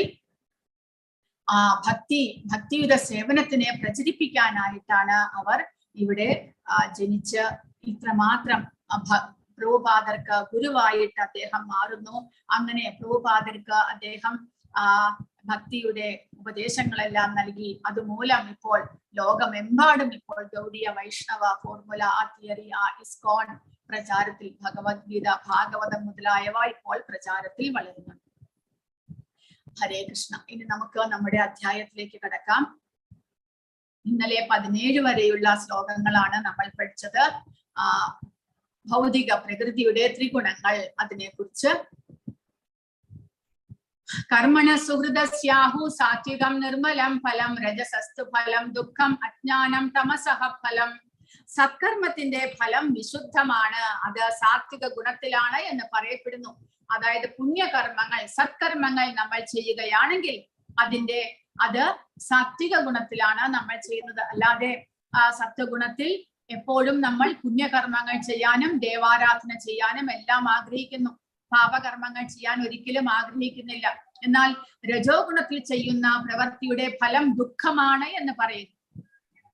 തമോ ഗുണത്തിലെ പ്രവർത്തനങ്ങളുടെ ഫലം മൗഢ്യവും അജ്ഞാനവും. സത്വഗുണത്തിൽ നിന്ന് യഥാർത്ഥ ജ്ഞാനവും, രജസിൽ നിന്ന് ലോഭവും, തമസിൽ നിന്ന് പ്രമാദവും, മോഹം, മൗഢ്യം എന്നിവയും ഉണ്ടാകുന്നു. സത്വഗുണത്തിലൂടെ നമ്മുടെ മനസ്സ് അപ്പോൾ ആ സമയത്ത് പരിശുദ്ധമാണ്. അതുകൊണ്ട് ഭഗവാന്റെ ഉപദേശങ്ങൾ, ആധ്യാത്മിക ജ്ഞാനം നമുക്ക് കരസ്ഥമാക്കാൻ സാധിക്കുന്നു സത്വഗുണത്തിൽ. രാജസിക ഗുണത്തിലാണെങ്കിലോ ലോഭം, ധനം സമ്പാദിക്കണം എന്നുള്ള ആഗ്രഹമാണ് രാജസിക ഗുണത്തിൽ ഉണ്ടാകുന്നത്. താമസിക ഗുണത്തിൽ പ്രമാദം, ആലസ്യം, മൗഢ്യം, അജ്ഞാനം, അതാണ് താമസിക ഗുണത്തിൽ ഉണ്ടാകുന്നത്. ഇത് മൂന്നുമാണ് ഈ 3 ഗുണങ്ങളുടെ ഫലങ്ങളായിട്ട് നമ്മൾ മനസ്സിലാക്കേണ്ടത്. എപ്പോഴാണോ നമ്മുടെ മനസ്സ് ആധ്യാത്മിക ജ്ഞാനം കരസ്ഥമാക്കാനായിട്ട് പ്രയത്നിക്കുന്നത്, അപ്പോൾ നമ്മൾ സത്വഗുണത്തിലാണ് എന്ന് മനസ്സിലാക്കണം. അമിതമായിട്ടുള്ള ധനം സമ്പാദിക്കാനും അതുവഴി സുഖലോഭമായിട്ടുള്ള ഒരു ജീവിതം നയിക്കാനും നമ്മൾ ആഗ്രഹിക്കുന്നുവെങ്കിൽ നമ്മൾ മനസ്സിലാക്കണം, നമ്മൾ രജോ ഗുണത്തിലാണ്. ശ്രദ്ധിക്കണം, ആപത്ത് വരുന്നു, ശ്രദ്ധിച്ചോളണം നമ്മൾ. തമോ ഗുണത്തിലാണെങ്കിൽ നമ്മൾ പൂർണ്ണമായിട്ടും പ്രമാദാവസ്ഥ, പ്രമാദം എന്ന് പറയുമ്പോൾ ഒരു ഉന്മത്ത അവസ്ഥയിലാണ്. അതായത് നമ്മൾ ശരിയായിട്ടുള്ള ഒരു സ്ഥിതിയിലല്ല, നമ്മുടെ ഭൗതികമായിട്ടുള്ള സ്ഥിതി ശരിയായ നിലയിലല്ല എന്ന് നമ്മൾ മനസ്സിലാക്കണം. അപ്പോൾ ഇനി 3 ഗുണങ്ങളിലെ പ്രവർത്തനങ്ങളാണ്. രജോ ഗുണത്തിൽ നിന്ന് അത്യാഗ്രഹം വികസിക്കുന്നു. ലോഭിയും ഭൗതിക ഭോഗ തൃഷ്ണയ്ക്ക് അതിരില്ല, സന്തോഷമോ മനസമാധാനമോ അതുമൂലമില്ല. കാരണം എത്രമാത്രം ധനം സമ്പാദിച്ചാലും, എത്രമാത്രം നമ്മൾ പദവിയിലൂടെ ഉയർന്നാലും, എത്രമാത്രം നമുക്ക് പവർ ലഭിച്ചാലും, എത്രമാത്രം ഭൗതികമായിട്ടുള്ള ഐശ്വര്യങ്ങൾ നമ്മിൽ വർദ്ധിച്ചാലും നമുക്കതിൽ സമാധാനമോ സന്തോഷമോ കണ്ടെത്താനാകില്ല. കാരണം ഇനിയും പോരാ, കൂടുതൽ വേണം എന്നുള്ള ആഗ്രഹമാണ് രാജസിക സ്വഭാവം ഉള്ളയാൾക്ക്. എന്നാൽ സത്വഗുണത്തിലുള്ളയാൾ ജ്ഞാനം വികസിപ്പിക്കുന്നു. കൃഷ്ണാവബോധത്തിലൂടെ സമൂഹത്തിൽ സത്വഗുണം പുഷ്ടിപ്പെടും. ജനങ്ങൾ കാര്യങ്ങളുടെ യഥാർത്ഥ സ്ഥിതി മനസ്സിലാക്കുകയും ചെയ്യും. അവർ സന്തോഷത്തിലും സമാധാനത്തിലും ഐശ്വര്യത്തിലുമായിരിക്കും. അതാണ് സത്വഗുണത്തിന്റെ പ്രാധാന്യം. തമോ ഗുണത്താൽ വ്യാമോഹവും ഉന്മാദവും വിഡ്ഢിത്തവും വികസിക്കുന്നു. അറിവില്ലായ്മ, ഉത്തരവാദിത്വമില്ലായ്മ, കാര്യങ്ങൾ ഉള്ളതുപോലെ കാണാൻ കഴിയാത്ത അവസ്ഥ, വിഷമിച്ചിരിക്കുമ്പോൾ ലഹരിയിൽ അഭയം പ്രാപിക്കുന്നു. കാരണം തമോ ഗുണത്തിലുള്ളവർക്ക് സ്വയമേവ സന്തോഷവും സമാധാനവും കണ്ടെത്താൻ സാധ്യമല്ല. കാരണം അവർക്ക് ശരിയേത് തെറ്റേത് എന്നുള്ള അറിവില്ല. അത് വരുമ്പോൾ എന്ത് ചെയ്യുന്നു? അവരെപ്പോഴും ഡിപ്രഷനിലേക്ക് പോകുന്നു. ആ ഡിപ്രഷൻ നീക്കാനായിട്ട് ലഹരിക്ക് അവർ അടിമയാകുന്നു. അങ്ങനെ ജീവിതം മുഴുവനും പാഴാക്കുന്നു അവർ, തമോ ഗുണത്തിലുള്ളവർ. ഇനി 19 മുതലുള്ള ശ്ലോകങ്ങളിൽ എങ്ങനെ ഈ ഗുണങ്ങളെ മറികടക്കാം നമുക്ക് എന്നാണ് ഭഗവാൻ പറയുന്നത്. അപ്പോൾ ഇതുവരെ ഭഗവാൻ പറഞ്ഞത് ഈ 3 ഗുണങ്ങളുടെയും പ്രാധാന്യം നമ്മുടെ ജീവിതത്തിൽ ആ ഗുണങ്ങൾ എങ്ങനെ നമ്മളെ സ്വാധീനിക്കുന്നു എന്ന് മനസ്സിലാക്കുക. ആ ഗുണങ്ങളുടെ സ്വാധീനം മൂലമാണ് നമ്മൾ പ്രവർത്തികൾ ചെയ്യുന്നത്. അതല്ലാതെ ജീവാത്മാവ് ശരീരത്തെ കൊണ്ട് പ്രവർത്തിപ്പിക്കുന്നില്ല, കർമ്മം ചെയ്യാൻ പ്രേരിപ്പിക്കുന്നുമില്ല, കർമ്മം ചെയ്യിക്കാൻ സാധിക്കുമില്ല ജീവാത്മാവിന്. ശരീരത്തിനാണെങ്കിലോ സ്വയം കർമ്മം ചെയ്യാൻ സാധ്യമേ അല്ല. പിന്നെയോ ഈ 3 ഗുണങ്ങൾ, സത്വം, രജസ്, തമസ്, ഈ 3 ഗുണങ്ങളാണ് കർത്താക്കൾ എന്ന് ഭഗവാൻ ഇവിടെ പറയുന്നു. യാതൊരു കർമ്മത്തിനും പ്രകൃതിയുടെ ഈ ത്രിഗുണങ്ങളല്ലാതെ വേറെ കർത്താവില്ല എന്ന് ശരിയായി മനസ്സിലാക്കുകയും ഗുണാതീതനായ ഭഗവാനെ അറിയുകയും ചെയ്തവൻ എന്റെ ആധ്യാത്മിക പ്രകൃതിയെ പ്രാപിക്കുന്നു. അപ്പോൾ നമ്മൾ ചെയ്യുന്ന പ്രവൃത്തി, നമ്മൾ അഹങ്കാരം കൊണ്ട്, അതായത് മിഥ്യ അഹങ്കാരത്തിൽ, ശരീരബോധത്തിൽ നമ്മൾ വിചാരിക്കുന്നു നമ്മളാണ് ഇതെല്ലാം ചെയ്തത് എന്ന്. വാസ്തവത്തിൽ ഈ 3 ഗുണങ്ങൾ ശരീരത്തെ കൊണ്ട് പ്രവർത്തിപ്പിക്കുകയാണ് ചെയ്യുന്നത്. അല്ലാതെ ഇവിടെ ഞാൻ എന്ന് വിചാരിക്കുന്നത് ജീവാത്മാവാണ്. വാസ്തവത്തിൽ ജീവാത്മാവ് ഒന്നും തന്നെ ചെയ്യുന്നില്ല. ശരീരമാണെങ്കിലോ, ശരീരം വെറും ഒരു ഭൗതിക പ്രകൃതിയുടെ ഒരു ഉപഹാരമാണ്. സ്ഥൂലമായിട്ടുള്ള ഒരു പഞ്ചഭൂതങ്ങളാൽ നിർമ്മിതമായിട്ടുള്ള സ്ഥൂല ശരീരം. ആ ശരീരത്തെ കൊണ്ട് ഈ 3 ഗുണങ്ങൾ, സത്വം, രജസ്, തമസ്, ഈ 3 ഗുണങ്ങൾ കർമ്മങ്ങൾ ചെയ്യിക്കുകയാണ് ചെയ്യുന്നത്. അപ്പോൾ ഒരാൾക്ക് ശരിയായിട്ടുള്ള അറിവ് സമ്പാദിക്കാൻ സാധിച്ചിട്ടുണ്ടെങ്കിൽ, മുൻ ജന്മങ്ങളിലെ പുണ്യകർമ്മത്തിന്റെ ഫലമായിട്ട് ഈ ജന്മത്തിൽ അയാൾക്ക് സത്വഗുണം ലഭിച്ചു കഴിഞ്ഞാൽ അയാൾ പാപകർമ്മങ്ങൾ ചെയ്യാൻ ഒരിക്കലും ആഗ്രഹിക്കുന്നില്ല. ആ സത്വഗുണം അയാളെ ഒരിക്കലും പാപകർമ്മം ചെയ്യാൻ നിർബന്ധിക്കുന്നില്ല. അയാളുടെ മനസ്സിൽ പുണ്യകർമ്മങ്ങൾ ചെയ്യാനുള്ള ആഗ്രഹമാണ് സത്വഗുണം ഉണ്ടാക്കുന്നത്. ഭഗവാനെ കുറിച്ച് മനസ്സിലാക്കാനും ആധ്യാത്മിക ഗ്രന്ഥങ്ങൾ വായിക്കാനും തീർത്ഥയാത്രകൾക്ക് പോകാനും എല്ലാം ആ സത്വഗുണം അയാളെ പ്രേരിപ്പിക്കുന്നു. എന്നാൽ രജോ ഗുണ സ്വഭാവമുള്ള ഒരാൾക്കാണെങ്കിലോ അതിയായിട്ട് ധനം സമ്പാദിക്കാനും അതുവഴി ഭൗതിക സുഖഭോഗങ്ങൾ അനുഭവിക്കാനുമുള്ള ആ ഒരാഗ്രഹം മനസ്സിൽ ഉണ്ടാകുന്നു. എങ്ങനെ? ഈ രാജസിക ഗുണം അയാളെ അങ്ങനെ പ്രേരിപ്പിക്കുകയാണ് ചെയ്യുന്നത്. ഇങ്ങനെയുള്ള കർമ്മങ്ങൾ ചെയ്ത്, ഇങ്ങനെ ധനം സമ്പാദിച്ച്, ഇങ്ങനെ വലിയ മാളിക പണിയണം, കാറ് വാങ്ങിക്കണം, അതേ പൊസിഷനിലെത്തണം, അങ്ങനെ ഇങ്ങനെ എന്നുള്ളെല്ലാം ആഗ്രഹങ്ങളെല്ലാം മനസ്സിലുണ്ടാകുന്നു. തമോ ഗുണമാണെങ്കിലോ, തമോ ഗുണം അജ്ഞാനമാണ്. ശരിയേത് തെറ്റേത് എന്ന് അറിഞ്ഞുകൂടാ. അജ്ഞാനം മൂലം മറ്റുള്ളവർക്ക് ദ്രോഹമുണ്ടാക്കുന്ന പ്രവൃത്തികളും ചെയ്യുന്നു, സ്വയം ശരീരത്തെ പീഡിപ്പിക്കുന്നു. അങ്ങനെ അജ്ഞാനത്താൽ പിന്നീട് അവസാനം അടുത്ത ശ്ലോകങ്ങളിൽ പറയുന്നുണ്ട്, അതായത് ചിലപ്പോൾ അധപതിച്ചു പോകാനും ഇടയുണ്ട്, ചിലപ്പോൾ മൃഗങ്ങളുടെ യോനിയിലേക്ക് പോകുന്നു, ചിലപ്പോൾ പാപകർമ്മങ്ങൾ ചെയ്തു കഴിഞ്ഞാൽ നരകത്തിലേക്കും പതിക്കും. അപ്പോൾ ശരിയായ ജ്ഞാനം എന്നുള്ളത് പ്രകൃതിയുടെ, ഇതാണ് ശരിയായിട്ടുള്ള ജ്ഞാനം എന്ന് പറഞ്ഞാൽ എന്ത്? പ്രകൃതിയുടെ ത്രിഗുണങ്ങളാണ് എല്ലാ കർമ്മത്തിന്റെയും കർത്താവ്. ഭഗവാൻ ഗുണാതീതനാണ്. പക്ഷെ ഭഗവാൻ ഈ പ്രകൃതിയിൽ വരുന്നുണ്ടെങ്കിലും അദ്ദേഹത്തെ ഗുണങ്ങൾ ബാധിക്കുന്നില്ല. ആ ഭഗവാൻ അതിനെ നിയന്ത്രിക്കുന്നു, ഗുണങ്ങളെ നിയന്ത്രിക്കുന്നു. ത്രിഗുണ പ്രേരിതങ്ങളായ സർവകർമ്മങ്ങളെയും അതിക്രമിക്കുന്നത് എങ്ങനെയാണ്? യോഗ്യതയുള്ളവരിൽ നിന്ന് അവയെ പറ്റി നല്ലവണ്ണം പഠിച്ചറിയുകയേ വേണ്ടൂ. ആരാണ് യഥാർത്ഥ ആധ്യാത്മിക ആചാര്യൻ? കൃഷ്ണനാണ് യഥാർത്ഥ ആധ്യാത്മിക ആചാര്യൻ. ഭഗവാൻ പറഞ്ഞു തരുന്നുണ്ട് നമുക്ക് എങ്ങനെ ഗുണങ്ങളെ അതിക്രമിക്കാം, എങ്ങനെ ഗുണങ്ങളെ മറികടന്ന് ശരിയായ സത്വഗുണത്തിൽ നിലനിൽക്കുവാൻ സാധിക്കും. അപ്പോൾ ഭഗവാന്റെ ഉപദേശങ്ങളെ സ്വീകരിച്ച് നമ്മൾ അതേ വഴി പ്രവർത്തിച്ചു കഴിഞ്ഞാൽ നമുക്ക് 3 ഗുണങ്ങളെയും മറികടക്കുവാനായിട്ട് സാധിക്കുന്നു.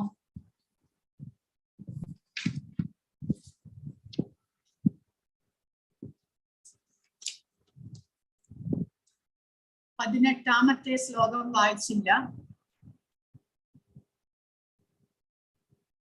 ഇത് വായിച്ചില്ല. ഊർധ്വം ഗച്ഛന്തി സത്വസ്ഥാ മധ്യേ തിഷ്ഠന്തി രാജസാഹ ജഗന്യ ഗുണവൃത്തിസ്ഥാ അധോ ഗച്ഛന്തി താമസാഹ. സാത്വിക സ്വഭാവികൾ ക്രമേണ ഉത്കൃഷ്ട ലോകങ്ങളിലേക്ക് ഉയരുന്നു. രാജസ പ്രകൃതിയുള്ളവർ ഭൂലോകങ്ങളിൽ ജീവിക്കുകയും നീചമായ തമോ ഗുണത്തിന് അടിമപ്പെട്ടവർ നരകങ്ങളിൽ പോയി നിപതിക്കുകയും ചെയ്യുന്നു. അങ്ങനെയാണ് ആ സ്വഭാവമുള്ളവർ, ജീവാത്മാവിന് പാപം, ആ ജീവാത്മാവിനെ എങ്ങനെ ഒരു അവസ്ഥയിലേക്ക് മാറ്റപ്പെടുന്നു എന്ന് നോക്കുക. സത്വഗുണത്തിലാണ് എന്നുണ്ടെങ്കിൽ ആ ജീവാത്മാവിന് ഉയർന്ന സ്വർഗലോകങ്ങളിലേക്ക് ഉയരാൻ സാധിക്കും. നേരെ മറിച്ച് രജോ ഗുണത്തിലാണെങ്കിൽ വീണ്ടും കർമ്മം ചെയ്ത് പുനർജന്മം ഉണ്ടാക്കാനായിട്ട് ഈ ഭൂമിയിൽ തന്നെ വീണ്ടും വീണ്ടും കർമ്മം ചെയ്യാനായിട്ടുള്ള അവസരങ്ങൾ ലഭിക്കുന്നു. എന്നാൽ തമോ ഗുണത്തിലേക്ക് നമ്മൾ മാറ്റപ്പെട്ടാലോ, നമ്മൾ അജ്ഞാനം മൂലം താമസിക കർമ്മങ്ങളെല്ലാം ചെയ്തു കഴിഞ്ഞാൽ നമ്മൾ നരകങ്ങളിൽ പോയിട്ട് പതിക്കേണ്ടി വരും. അപ്പോൾ ആ ജീവാത്മാവിന്റെ അവസ്ഥയെ കുറിച്ച് ആലോചിക്കുക. എപ്പോഴെങ്കിലും ഇവിടെ നിന്നുള്ള മോചനം എപ്പോഴാണ് സാധ്യമാകുക? അത് മനസ്സിലാക്കി ഈ ഗുണങ്ങളിൽ നിന്നുള്ള മോചനത്തിന് വേണ്ടി പ്രവർത്തിക്കുക. ഗുണാനേതാനതീത്യത്രീൻ ദേഹി ദേഹസമുദ്ഭവാൻ ജന്മമൃത്യു ജര ദുഃഖൈർ വിമുക്തോ അമൃതമശ്നുതേ. ശരീര സംബന്ധികളായ ഈ 3 ഗുണങ്ങളെയും അതിക്രമിക്കാൻ സാധിച്ചാൽ ശരീരസ്ഥനായ ജീവന് ജനനം, മരണം, വാർദ്ധക്യം മുതലായ ക്ലേശങ്ങളിൽ നിന്ന് മുക്തനായി ഈ ജീവിതത്തിൽ തന്നെ അമൃതം ആസ്വദിക്കാം. അപ്പോൾ ഈ 3 ഗുണങ്ങളെയും മറികടക്കണമെങ്കിൽ കൃഷ്ണാവബോധത്തിലുള്ള സേവനങ്ങൾ ചെയ്യുക, ഭഗവാനെ നേരിട്ട് ആരാധിക്കുക, സത്വഗുണത്തിലേക്ക് ഉയരണം, ഭഗവാനെ കുറിച്ച് മനസ്സിലാക്കണം, ഭഗവാനെ കുറിച്ച് വായിച്ച് മനസ്സിലാക്കുക, കേട്ട് മനസ്സിലാക്കുക, ഭഗവാനെ സ്മരിക്കുക, നാമസങ്കീർത്തനങ്ങൾ ചെയ്യുക മുതലായിട്ടുള്ള കൃഷ്ണാവബോധത്തിലെ കർമ്മങ്ങൾ ചെയ്ത് ഈ ഗുണങ്ങളെ അതിക്രമിക്കാം. അങ്ങനെ വരുമ്പോൾ ശരീരസ്ഥനാണെങ്കിൽ കൂടെ ആ ജീവാത്മാവിന് ഈ ജന്മത്തിൽ തന്നെ സ്വന്തം ഇനിയൊരു മൃത്യുവിലേക്ക് അല്ലെങ്കിൽ ജനനത്തിലേക്ക് വരാതെ നോക്കാനായിട്ട് സാധിക്കും. ഈ ജന്മത്തിൽ തന്നെ അമൃതം ആസ്വദിക്കാം. അമൃതം എന്ന് പറഞ്ഞാൽ വീണ്ടും ഒരു പുനർജന്മത്തിനുള്ള സാധ്യത ഇല്ലാതാകുന്നു. അമൃതം കഴിച്ചു കഴിഞ്ഞാൽ പിന്നീട് ഒരിക്കലും നമുക്ക് മരണമില്ല. മരണമുണ്ടെങ്കിലാണ് വീണ്ടും ജനനമുള്ളത്. പക്ഷെ മരിക്കാതെ ആ ജീവാത്മാവിന് ആധ്യാത്മിക ലോകത്തിലേക്ക് പ്രവേശിക്കാൻ സാധിക്കും എന്ന് പറയുന്നു. അപ്പോൾ അർജുനൻ ചോദിക്കുകയാണ്, ഇനി എങ്ങനെയാണ് ഈ ഗുണങ്ങളെ അതിക്രമിച്ച വ്യക്തിയുടെ ലക്ഷണങ്ങൾ എന്തെല്ലാം, എങ്ങനെയായിരിക്കും അദ്ദേഹത്തിന്റെ പെരുമാറ്റം, അയാൾ എങ്ങനെ ഈ പ്രകൃതി ഗുണങ്ങളെ അതിക്രമിക്കുന്നു? 3 ചോദ്യങ്ങളാണ് അർജുനൻ ചോദിക്കുന്നത്. ഗുണങ്ങളെ അതിക്രമിച്ച വ്യക്തിയുടെ ലക്ഷണങ്ങൾ, അദ്ദേഹത്തിന്റെ പെരുമാറ്റം, അദ്ദേഹം എങ്ങനെ ഈ ഗുണങ്ങളെ അതിക്രമിക്കുന്നു. ഭഗവാൻ അപ്പോൾ അതിന് ഒരു 22 മുതൽ 25 വരെ 4 ശ്ലോകങ്ങളിലൂടെ ഭഗവാൻ അതിന് ഉത്തരം പറയുകയാണ്. പ്രകാശത്തിന്റെയോ ആസക്തിയുടെയോ വ്യാമോഹത്തിന്റെയോ സാന്നിധ്യത്തിൽ ആർക്ക് വെറുപ്പ് ഉണ്ടാകുന്നില്ലയോ? അപ്പോൾ ഇത് 3 തന്നെ ആ ഗുണങ്ങളുടെ സ്വഭാവത്തെ കുറിച്ച് പറയുകയാണ്. അതായത് സത്വഗുണത്തിലുള്ളയാൾക്ക് പൂർണ്ണമായിട്ടും ശരീരം പ്രകാശത്തിലായിരിക്കും എന്ന് നമ്മൾ പഠിച്ചു ഇന്നലത്തെ ക്ലാസ്സിൽ. രജോ ഗുണത്തിലുള്ളയാൾ പൂർണ്ണമായിട്ടും ആസക്തിയിലായിരിക്കും, ഭൗതികമായിട്ടുള്ള ആസക്തിയിൽ. തമോ ഗുണത്തിലുള്ളയാൾ വ്യാമോഹത്തിലായിരിക്കും. അപ്പോൾ ഇത് 3ന്റെയും സാന്നിധ്യത്തിൽ, അതായത് നമ്മൾ മനുഷ്യ ശരീരം ഉള്ളപ്പോൾ നമ്മൾ ആ മനുഷ്യ ശരീരത്തിൽ ഈ 3 ഗുണങ്ങളുടെയും സ്വാധീനം ഉണ്ടായിക്കൊണ്ടേയിരിക്കും. നമ്മൾ വേണ്ട എന്ന് വെച്ചാലും നമ്മൾ ഇന്നലെ പഠിച്ചു, അവിടെ ഒരു ഒന്ന് മറ്റൊന്നിനെ കീഴടക്കാനുള്ള പരിശ്രമം തുടർന്നുകൊണ്ടേയിരിക്കും. അപ്പോൾ സത്വഗുണത്തിൽ നമ്മൾ ഇരിക്കുമ്പോൾ രജോ ഗുണം സത്വഗുണത്തെ മറികടക്കാനായിട്ട് പരിശ്രമിക്കുന്നു, തമോ ഗുണം രജോ ഗുണത്തെയും സത്വഗുണത്തെയും മറികടക്കാൻ പരിശ്രമിക്കുന്നു. അപ്പോൾ അതിന്റെ എല്ലാം സാന്നിധ്യം ഈ ശരീരത്തിൽ നമുക്ക് മനസ്സിലാകും. എന്നാലും ആ ഗുണങ്ങളോട് വെറുപ്പുണ്ടാകുന്നില്ല. പിന്നെയോ അവയുടെ അസാന്നിധ്യത്തിൽ, അതായത് ഈ ഗുണങ്ങളെയെല്ലാം മറികടന്നാലും അത് വേണമെന്ന ആഗ്രഹം ഉണ്ടാകുന്നില്ലയോ? അതായത് ഗുണങ്ങളെ മറികടന്നാലും ആ ഗുണത്തിന്റെ പ്രഭാവത്തിൽ പ്രവർത്തിക്കണം, അതായത് ഭൗതികതയോടുള്ള ആഗ്രഹം പിന്നീട് ഒരിക്കലും ഉണ്ടാകുന്നില്ല. പ്രകൃതി ഗുണങ്ങൾ ഉളവാക്കുന്ന പ്രതികരണങ്ങളിൽ ആര് പ്രക്ഷുബ്ധനാകാതെ ഇരിക്കുന്നുവോ, അതായത് ആ ഗുണങ്ങൾ മൂലം നമ്മുടെ ശരീരത്തിന്, ഇന്ദ്രിയങ്ങൾക്ക് പല വിധത്തിലുള്ള വ്യാമോഹങ്ങൾ ഉണ്ടാകുന്നു. അതെല്ലാം ഉണ്ടായാലും അതിനോട് ദേഷ്യമോ ഈ എന്താണ് പറയുന്ന ഇന്ദ്രിയങ്ങളെ കൊണ്ട് സ്വയം ദേഷിക്കുകയും സ്വയം ദുഃഖിക്കുകയും അതൊന്നും ചെയ്യാതെ പ്രക്ഷുബ്ധനാകാതെ ശാന്തനായിട്ട് ആ ഗുണങ്ങളുടെ പ്രഭാവത്തെ മനസ്സിലാക്കി ഭഗവാന്റെ നാമോച്ചാരണം ചെയ്തുകൊണ്ടിരിക്കുക. അങ്ങനെ ശാന്തനായിട്ട് എല്ലാത്തിനെയും സ്വീകരിക്കാനായിട്ട് പഠിക്കുന്നു. പ്രകൃതി ഗുണങ്ങളാണ് പ്രവർത്തന നിരതങ്ങളായിരിക്കുന്നത് എന്ന് മനസ്സിലാക്കി ഉദാസീനനും അവയ്ക്ക് അധീനനും ആയിരിക്കുന്നു അദ്ദേഹം. അങ്ങനെ ഗുണങ്ങളുടെ സ്വാധീനമാണ് എന്റെ ഇന്ദ്രിയങ്ങൾക്ക് ഇങ്ങനെയെല്ലാം ചിന്തകൾ വരുന്നതിന്റെ കാരണം എന്ന് മനസ്സിലാക്കി അവയെ നിയന്ത്രിതമാക്കിക്കൊണ്ട് ജീവിക്കുന്നു. ആത്മനിഷ്ഠനായി സുഖ ദുഃഖങ്ങളെ തുല്യനിലയിൽ കാണുന്നുവോ ആരുടെ ദൃഷ്ടിയിൽ മൺകട്ടയും കല്ലും പൊന്നും വ്യത്യസ്തമല്ലയോ? അതായത് ഭൗതികമായിട്ടുള്ള എത്രമാത്രം പ്രഷ്യസ് ആയിട്ടുള്ള വസ്തുക്കളാണെങ്കിലും അതെല്ലാം തന്നെ ഭൗതികമാണ്, നശ്വരമാണ്. ശരീരത്തിന് മാത്രമേ അതുകൊണ്ട് പ്രയോജനമുള്ളൂ. എന്റെ ഞാനാകുന്ന ജീവാത്മാവിന് ഈ ഭൗതിക വസ്തുക്കളെ കൊണ്ട് ഒരു പ്രയോജനവുമില്ല എന്നുള്ള ശരിയായിട്ടുള്ള യാഥാർത്ഥ്യം മനസ്സിലാക്കുന്ന വ്യക്തി മൺകട്ടയും കല്ലും പൊന്നും എല്ലാം തന്നെ നിസ്സാരമായിട്ട് കാണുന്നു. അതായത് പൊന്നിനെ ഒരു കല്ല് പോലെ, മൺകട്ട പോലെ നിസ്സാരമാക്കി കാണുന്നു. ആർക്ക് പ്രിയമായോ അപ്രിയമായോ യാതൊന്നുമില്ലയോ? ധീരനും നിന്ദകളിലും സ്തുതികളിലും മാനത്തിലും അപമാനത്തിലും സമചിത്തനും ശത്രുമിത്ര ഭേദമില്ലാത്തവനും നിരുദ്യമനുമായ വ്യക്തിയെ ഗുണാതീതൻ എന്ന് പറയാം. അപ്പോൾ ഒരു ഭക്തന് ഭൗതികമായ ഒരു വസ്തുവിലും ആസക്തി ഉണ്ടാകുന്നില്ല. മറ്റുള്ളവർ തന്നെ അപമാനിച്ചാലും ബഹുമാനിച്ചാലും ഒന്നും തന്നെ അദ്ദേഹത്തിന് ഒന്നും തന്നെ ഏൽക്കുന്നില്ല. അദ്ദേഹം എല്ലാത്തിൽ നിന്നും പുറത്തേക്ക് വന്നു കഴിഞ്ഞിരിക്കുന്നു. ഭൗതികമായ ഒന്നും തന്നെ അദ്ദേഹത്തെ ബാധിക്കുന്നില്ല. അപ്പോൾ ഉദാഹരണം നാരദരെ ഇവിടെ പറഞ്ഞിരിക്കുന്നു. നാരദരെ ചിലർ ഭക്തനായിട്ട് കാണുന്നു, ബഹുമാനിക്കുന്നു, ചിലർ അദ്ദേഹത്തെ ദുഷിക്കുന്നു, അപമാനിക്കുന്നു. പക്ഷെ നാരദർക്ക് ഇതൊന്നും കൊണ്ട് ഒരു കുലുക്കവുമില്ല. കാരണം അദ്ദേഹം പൂർണ്ണ ഭക്തനാണ്, ശുദ്ധ ഭക്തനാണ്, സദാസമയവും ഭഗവാന്റെ സ്മരണയിലിരിക്കുന്ന വ്യക്തിയാണ്. അങ്ങനെയുള്ള ആ ഭക്തന് അതാണ് അദ്ദേഹത്തിന്റെ ആ ഒരു എന്താണ് അർജുനൻ ചോദിച്ചത്, അങ്ങനെയുള്ള വ്യക്തിയെ തിരിച്ചറിയാനുള്ള ഒരു ഗുണത്തിനെ അതിക്രമിച്ച ഒരാളുടെ പെരുമാറ്റങ്ങൾ, അയാളുടെ ലക്ഷണങ്ങൾ, ഇതെല്ലാം ഈ 3-4 ശ്ലോകങ്ങളിലൂടെ ഭഗവാൻ പറഞ്ഞിരിക്കുന്നു. മാം ചയോ വ്യഭിചാരേണ ഭക്തിയോഗേന സേവതേ സഗുണാൻ സമതീത്യേതാൻ ബ്രഹ്മഭൂയായ കൽപ്പതേ. മാം ചയോ അവ്യഭിചാരേണ ഭക്തിയോഗേന സേവതേ. അവ്യഭിചാരിണി ഭക്തി, ഒരു കലർപ്പില്ലാത്ത ശുദ്ധമായിട്ടുള്ള ഭക്തിയുടെ സേവനം ആരാണോ ഭഗവാനിൽ ചെയ്യുന്നത്, സഗുണാൻ സമതീത്യേതാൻ, അവർ ആ ഗുണങ്ങളെ അതിക്രമിച്ചിരിക്കുന്നു. പിന്നെയോ ബ്രഹ്മഭൂയായ കൽപ്പതേ, ആധ്യാത്മിക തലത്തിലേക്ക് അദ്ദേഹത്തിന് ഉയരാൻ സാധിക്കും എന്നാണ് പറയുന്നത്. ഏത് പരിതസ്ഥിതിയിലും പിഴയ്ക്കാതെ ഭക്തിപൂർവം ഭഗവത് സേവനത്തിൽ ഏർപ്പെടുന്നവർക്ക് വേഗത്തിൽ ഭൗതിക പ്രകൃതിയുടെ ത്രിഗുണങ്ങളെ അതിക്രമിച്ച് ബ്രഹ്മപദത്തിൽ എത്താം. അപ്പോൾ ഇവിടെ കൊടുത്തിരിക്കുന്നത് ആരാണത്? ധ്രുവ മഹാരാജാവിന് ആധ്യാത്മിക ലോകത്തിലേക്ക് കൊണ്ടുപോകുകയാണ്.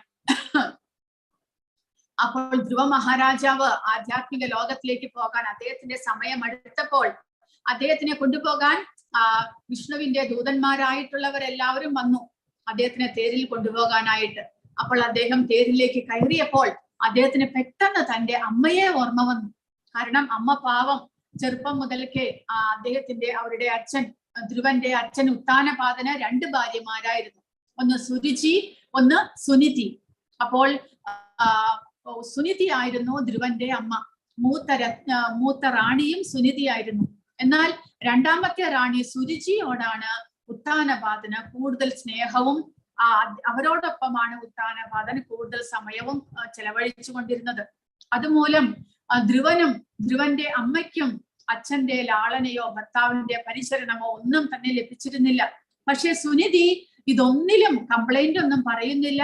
അവർ ഭഗവാന്റെ ഭക്തിയായിട്ട് മാറുന്നു.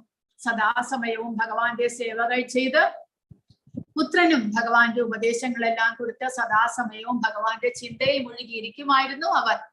അതുമൂലമാണ് ധ്രുവന് ഒരു പരിതസ്ഥിതി വന്നപ്പോൾ തന്റെ രണ്ടാനമ്മ ധ്രുവനെ അച്ഛന്റെ മടിയിലിരിക്കാൻ സമ്മതിക്കാതെ വന്നപ്പോൾ അമ്മ മകന് ഉപദേശിച്ചു കൊടുക്കുന്നു.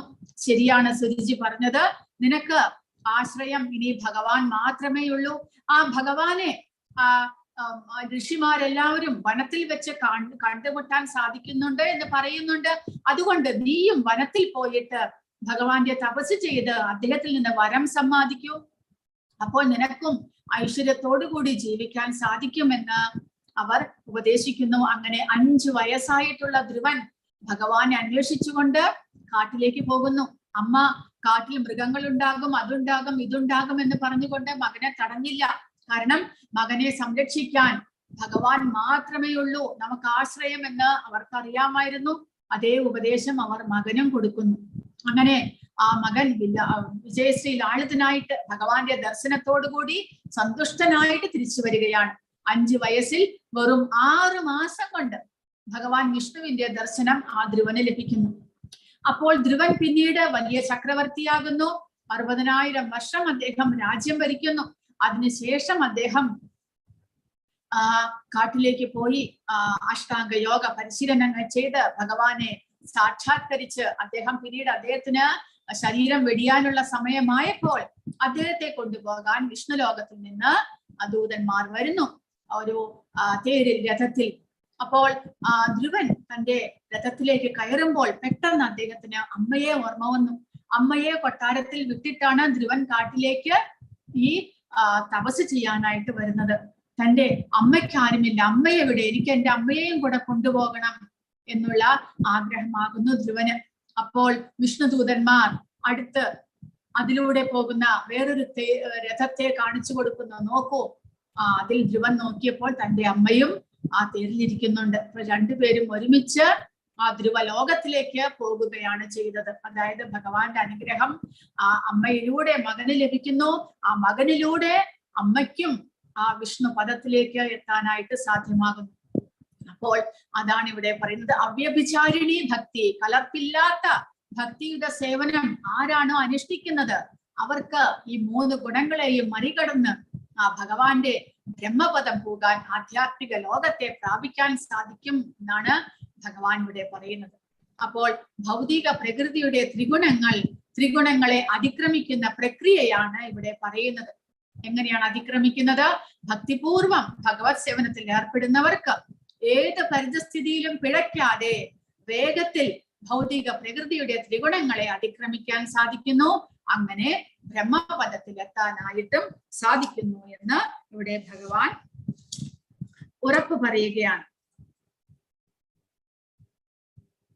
ബ്രഹ്മണോ ഹി പ്രതിഷ്ഠാഹം അമൃതസ്യാവ്യയസ്യ ച ശാശ്വതസ്യ ച ധർമ്മസ്യ സുഖസ്യ ഏകാന്തികസ്യ ച.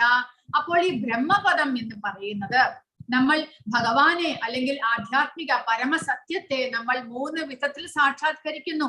ബ്രഹ്മൻ, പരമാത്മാവ്, ഭഗവാൻ.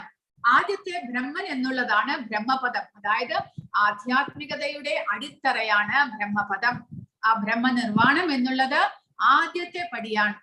രണ്ടാമത്തെ പടിയാണ് പരമാത്മ സാക്ഷാത്കാരം. നമ്മുടെ ഹൃദയത്തിൽ വസിക്കുന്ന പരമാത്മാവിനെ ധ്യാനത്തിലൂടെ സാക്ഷാത്കരിക്കുക. മൂന്നാമത്തേതും ഏറ്റവും ഉന്നതമായതുമാണ് ഭഗവാൻ കൃഷ്ണന്റെ സാക്ഷാത്കാരം.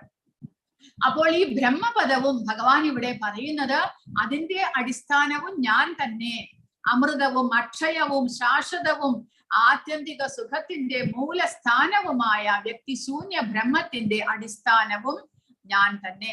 ആ ബ്രഹ്മനിർവാണം എന്നുള്ളതും അതിന്റെയും അടിസ്ഥാനം ഞാനാണ്. പക്ഷെ ആ ബ്രഹ്മനിർവാണം ചെയ്യുന്ന വ്യക്തിക്ക് ഭഗവാനെ കുറിച്ച് അറിഞ്ഞുകൂടാ എന്ന് മാത്രം. നേരെ മറിച്ച് ഭഗവാനെ അറിയുന്ന ഭക്തന്മാർക്ക് ഈ ബ്രഹ്മനിർവാണത്തെ കുറിച്ചും പരമാത്മ സാക്ഷാത്കാരത്തെ കുറിച്ചുമുള്ള പൂർണ്ണ അറിവുണ്ടാകുന്നു. എന്നാൽ ബ്രഹ്മനിർവാണത്തിന് വേണ്ടി ആഗ്രഹിക്കുന്ന അതീന്ദ്രിയവാദികൾക്ക് ഭഗവാൻ എന്നുള്ള ഒരു വ്യക്തിയുണ്ട്. അദ്ദേഹത്തെ ഭക്തിയുടെ സേവനങ്ങൾ ചെയ്താൽ അദ്ദേഹത്തിന്റെ പരമധാമത്തിലേക്ക് തന്നെ പോകാൻ സാധിക്കും എന്നുള്ള അറിവ് അവർക്കില്ല. അപ്പോൾ ആദ്യത്തെ പടിയാണ് ആധ്യാത്മികതയുടെ ആദ്യത്തെ പടിയാണ് ബ്രഹ്മനിർവാണം. ഭക്തിയുടെ സേവനമാണ് ഏറ്റവും സുരക്ഷിതമായ സ്ഥാനം. അതിൽ ബ്രഹ്മസാക്ഷാത്കാരത്തിന്റെ എല്ലാ സവിശേഷതകളും ഉൾപ്പെടുന്നു. തൈത്തരീയ ഉപനിഷത്ത് വിവരിക്കുന്നു, ആനന്ദ സംഭരണിയാണ് കൃഷ്ണൻ. അവിടുത്തെ അറിഞ്ഞവർ യഥാർത്ഥത്തിൽ ആനന്ദം അനുഭവിക്കുന്നു. ഷഡൈശ്വര്യ സമ്പന്നനാണ് കൃഷ്ണൻ. ഭക്തൻ ഭഗവാനെ സമീപിക്കുമ്പോൾ ഈ 6 ഐശ്വര്യങ്ങളുടെ കൈമാറ്റം ഭക്തനും ഉണ്ടാകുന്നു. അപ്പോൾ നമുക്ക് 5 വിധത്തിൽ ആധ്യാത്മിക ലോകത്തെ പ്രാപിക്കാം. ഏതൊക്കെയാണ്? 1, സായുജ്യമുക്തി. സായുജ്യമുക്തിയാണ് ഈ ബ്രഹ്മസാക്ഷാത്കാരം. ആദ്യത്തേത് അത് അവ്യക്തിഗതവാദികൾ ആഗ്രഹിക്കുന്നു. അവർ ആ ബ്രഹ്മനിർവാണം പോകാനാണ് ആഗ്രഹിക്കുന്നത്. അതാണ് സായുജ്യമുക്തി എന്ന് പറയുന്നത്. പിന്നീട് രണ്ടാമത്തേത് സാമീപ്യമുക്തി. സാമീപ്യം എന്ന് പറഞ്ഞാൽ ഭക്തിയുടെ സേവനം ചെയ്താൽ മാത്രമേ അത് ലഭിക്കുകയുള്ളൂ. അതായത് ഭഗവാന്റെ സമീപത്ത് വസിക്കുക. സാമീപ്യം, ഭഗവാനോട് ഒരുമിച്ച് താമസിക്കുക. മൂന്നാമത്തേത് സാലോക്യം. സാലോക്യം എന്ന് പറഞ്ഞാൽ ഭഗവാന്റെ സമീപമല്ല, ഭഗവാന്റെ ആ ലോകത്തിൽ വൈകുണ്ഠ ധാമങ്ങളിലേക്ക് നമുക്ക് പ്രവേശനം ലഭിക്കുന്നു. അതും മോചനമാണ്, പിന്നീട് ഒരിക്കലും തിരിച്ചു വരേണ്ട ഇവിടേക്ക്. അതും ഒരു തരത്തിലുള്ള മുക്തിയാണ്. അതായത് ഭക്തിയുത സേവനം ചെയ്തിട്ടാൽ മാത്രമേ നമുക്ക് അതും ലഭിക്കുകയുള്ളൂ. ഭഗവാന്റെ ധാമത്തിലേക്ക് പ്രവേശിക്കാൻ സാധിക്കുന്നു, ആ വൈകുണ്ഠ ലോകങ്ങളിൽ നമുക്ക് താമസിക്കാൻ സാധിക്കുന്നു. പിന്നീട് ഒന്ന് സാരൂപ്യം, രൂപം. ഭഗവാന്റേത് പോലെയുള്ള രൂപം നമുക്ക് ലഭിക്കുന്നു. ചതുർഭുജധാരിയായിട്ട്, പിന്നെ കാർമേഘ വർണ്ണനായിട്ട് ഉള്ള ഒരു രൂപം നമുക്ക് ലഭിക്കുന്നു. ഗജേന്ദ്ര മോക്ഷത്തിൽ ഗജേന്ദ്രന് അങ്ങനെ ഭഗവാന്റെ അതേ രൂപം ലഭിച്ചു എന്നാണ് പറയുന്നത് ഭാഗവതത്തിൽ. പിന്നെ സാഷ്ടി, സാഷ്ടി എന്നുള്ളതാണ് ഇവിടെ പറയുന്നത്. ഭഗവാന്റെ എല്ലാ ഐശ്വര്യങ്ങളും ആ ഭക്തനും ലഭിക്കുന്നു. അപ്പോൾ ഭഗവാന്റെ ധാമത്തിലേക്ക് നമുക്ക് പ്രവേശിക്കാൻ സാധിച്ചാൽ നമ്മളും ഭഗവാനെ പോലെ സച്ചിദാനന്ദ വിഗ്രഹമായിട്ട് അനന്തമായിട്ടുള്ള ആനന്ദത്തെ അനുഭവിക്കാം. കൂടാതെ ആ ഭഗവാന്റെ എല്ലാ ഐശ്വര്യങ്ങളുടെയും കൈമാറ്റം, ഐശ്വര്യങ്ങളെല്ലാം നമുക്ക് അനുഭവിക്കാം. പിന്നീട് ഭക്തിയുത സേവനത്തോടൊപ്പം ശാശ്വതമായ ആനന്ദവും ശാശ്വതമായ ജീവിതവും ഉണ്ടാകുന്നു. ഭക്തിയുത സേവനത്തിൽ ബ്രഹ്മസാക്ഷാത്കാരവും ശാശ്വതത്വവും അക്ഷയതത്വവും ഉൾക്കൊള്ളുന്നു. അപ്പോൾ ഭഗവാനെ ആരാധിച്ചു കഴിഞ്ഞാൽ ഇവിടെ പറഞ്ഞ അമൃതവും അക്ഷയവും ശാശ്വതവും ആനന്ദവും എല്ലാം തന്നെ ഭഗവത് സാക്ഷാത്കാരത്തിലുണ്ട്. എന്നാൽ ബ്രഹ്മസാക്ഷാത്കാരത്തിൽ ഇതിന്റെ ഒരു അംശം മാത്രമേ ഉള്ളൂ. പരമാത്മ സാക്ഷാത്കാരത്തിൽ ഇതിന്റെ പകുതി, ഇനിയൊരു അംശം കൂടി ഉണ്ടാകും. പക്ഷേ ഭഗവാൻ കൃഷ്ണനെ സാക്ഷാത്കരിച്ചാൽ ഭഗവാനോടൊപ്പം വസിക്കുകയും ഈ എല്ലാ സാക്ഷാത്കാരങ്ങളും നമുക്ക് ലഭിക്കുകയും ചെയ്യുന്നു. ഭക്തിയുത സേവനം എങ്ങനെ സഹായിക്കുന്നു? അതീന്ദ്രിയ അവസ്ഥയിലെത്താം. ഭൗതിക പ്രകൃതിയെ കീഴടക്കണമെന്ന നിയമവിരുദ്ധമായ ആഗ്രഹം നീങ്ങുന്നു. നവവിധ ഭക്തിയുത സേവനം അനുഷ്ഠിക്കുന്നു. ബ്രഹ്മാനുഭൂതിയിൽ നിലയുറപ്പിക്കുന്ന ഭക്തൻ ഗുണം കൊണ്ട് ഭഗവത് സദൃശനാണ്. ഈ ത്രിഗുണങ്ങളോടുള്ള ബന്ധം കൊണ്ടാണ് ഭൗതിക ലോകത്തെ കീഴടക്കണം എന്ന ആഗ്രഹം ജീവനുണ്ടാകുന്നത്. അപ്പോൾ ഭൗതികമായ ആഗ്രഹങ്ങൾ നമ്മുടെ മനസ്സിലുണ്ടാകുന്നതിന്റെ കാരണം ഈ ഗുണങ്ങളാണ് എന്ന് മനസ്സിലാക്കണം. ഇന്ദ്രിയ ആസ്വാദനത്തിന്റെ ആഗ്രഹം അധപതനത്തിന് കാരണമാകുന്നു. കാരണം നമ്മൾ പ്രകൃതിയാ ബ്രഹ്മമാണ്, നമ്മൾ ആധ്യാത്മികരാണ്, ജീവാത്മാവ്. എങ്കിലും ഭൗതികമായിട്ടുള്ള ഒരു ശരീരം ലഭിച്ചു കഴിയുമ്പോൾ നമ്മൾ സ്വയം തന്നെ മറക്കുന്നത് മൂലം ഈ 3 ഗുണങ്ങളുടെ സ്വാധീന വലയത്തിൽപ്പെടുന്നു. അങ്ങനെ വ്യാമോഹിതനാക്കപ്പെടുന്നു.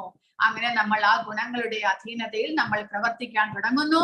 ആ ഗുണങ്ങൾ നമ്മളെ പല വിധത്തിലും വ്യാമോഹിപ്പിക്കും. അങ്ങനെ ഇന്ദ്രിയങ്ങൾക്ക് ഭൗതികമായ വിഷയങ്ങളിലെല്ലാം വ്യാമോഹം വരുമ്പോൾ അതിനനുസരിച്ച് നമ്മൾ പ്രവർത്തിക്കാനായിട്ട് തയ്യാറാകുന്നു. അങ്ങനെയാണ് ജീവാത്മാവ് അനന്തകാലമായിട്ട് നിത്യബദ്ധനായി ഈ ഭൂമിയിലല്ല, ഈ ഭൗതിക പ്രപഞ്ചത്തിൽ തന്നെ പല പല ശരീരങ്ങൾ എടുത്തുകൊണ്ട് ജീവിക്കുന്നത്. അതുകൊണ്ട് ഈ ഗുണങ്ങളെ മറികടക്കാൻ ഭഗവാൻ പറഞ്ഞു തന്നിട്ടുള്ള കൃഷ്ണാവബോധത്തിലൂടെയുള്ള ആ ഭക്തിയുത സേവനത്തിലൂടെ ഗുണങ്ങളെ മറികടന്ന് ഭഗവാന്റെ പരമപദം പോകാനായിട്ട് നമ്മൾ പരിശ്രമിക്കുക. ഹരേ കൃഷ്ണ. ഇത്രയുമാണ് ഇന്നത്തെ അധ്യായത്തിൽ. ആർക്കെങ്കിലും എന്തെങ്കിലും ചോദ്യങ്ങളോ സംശയങ്ങളോ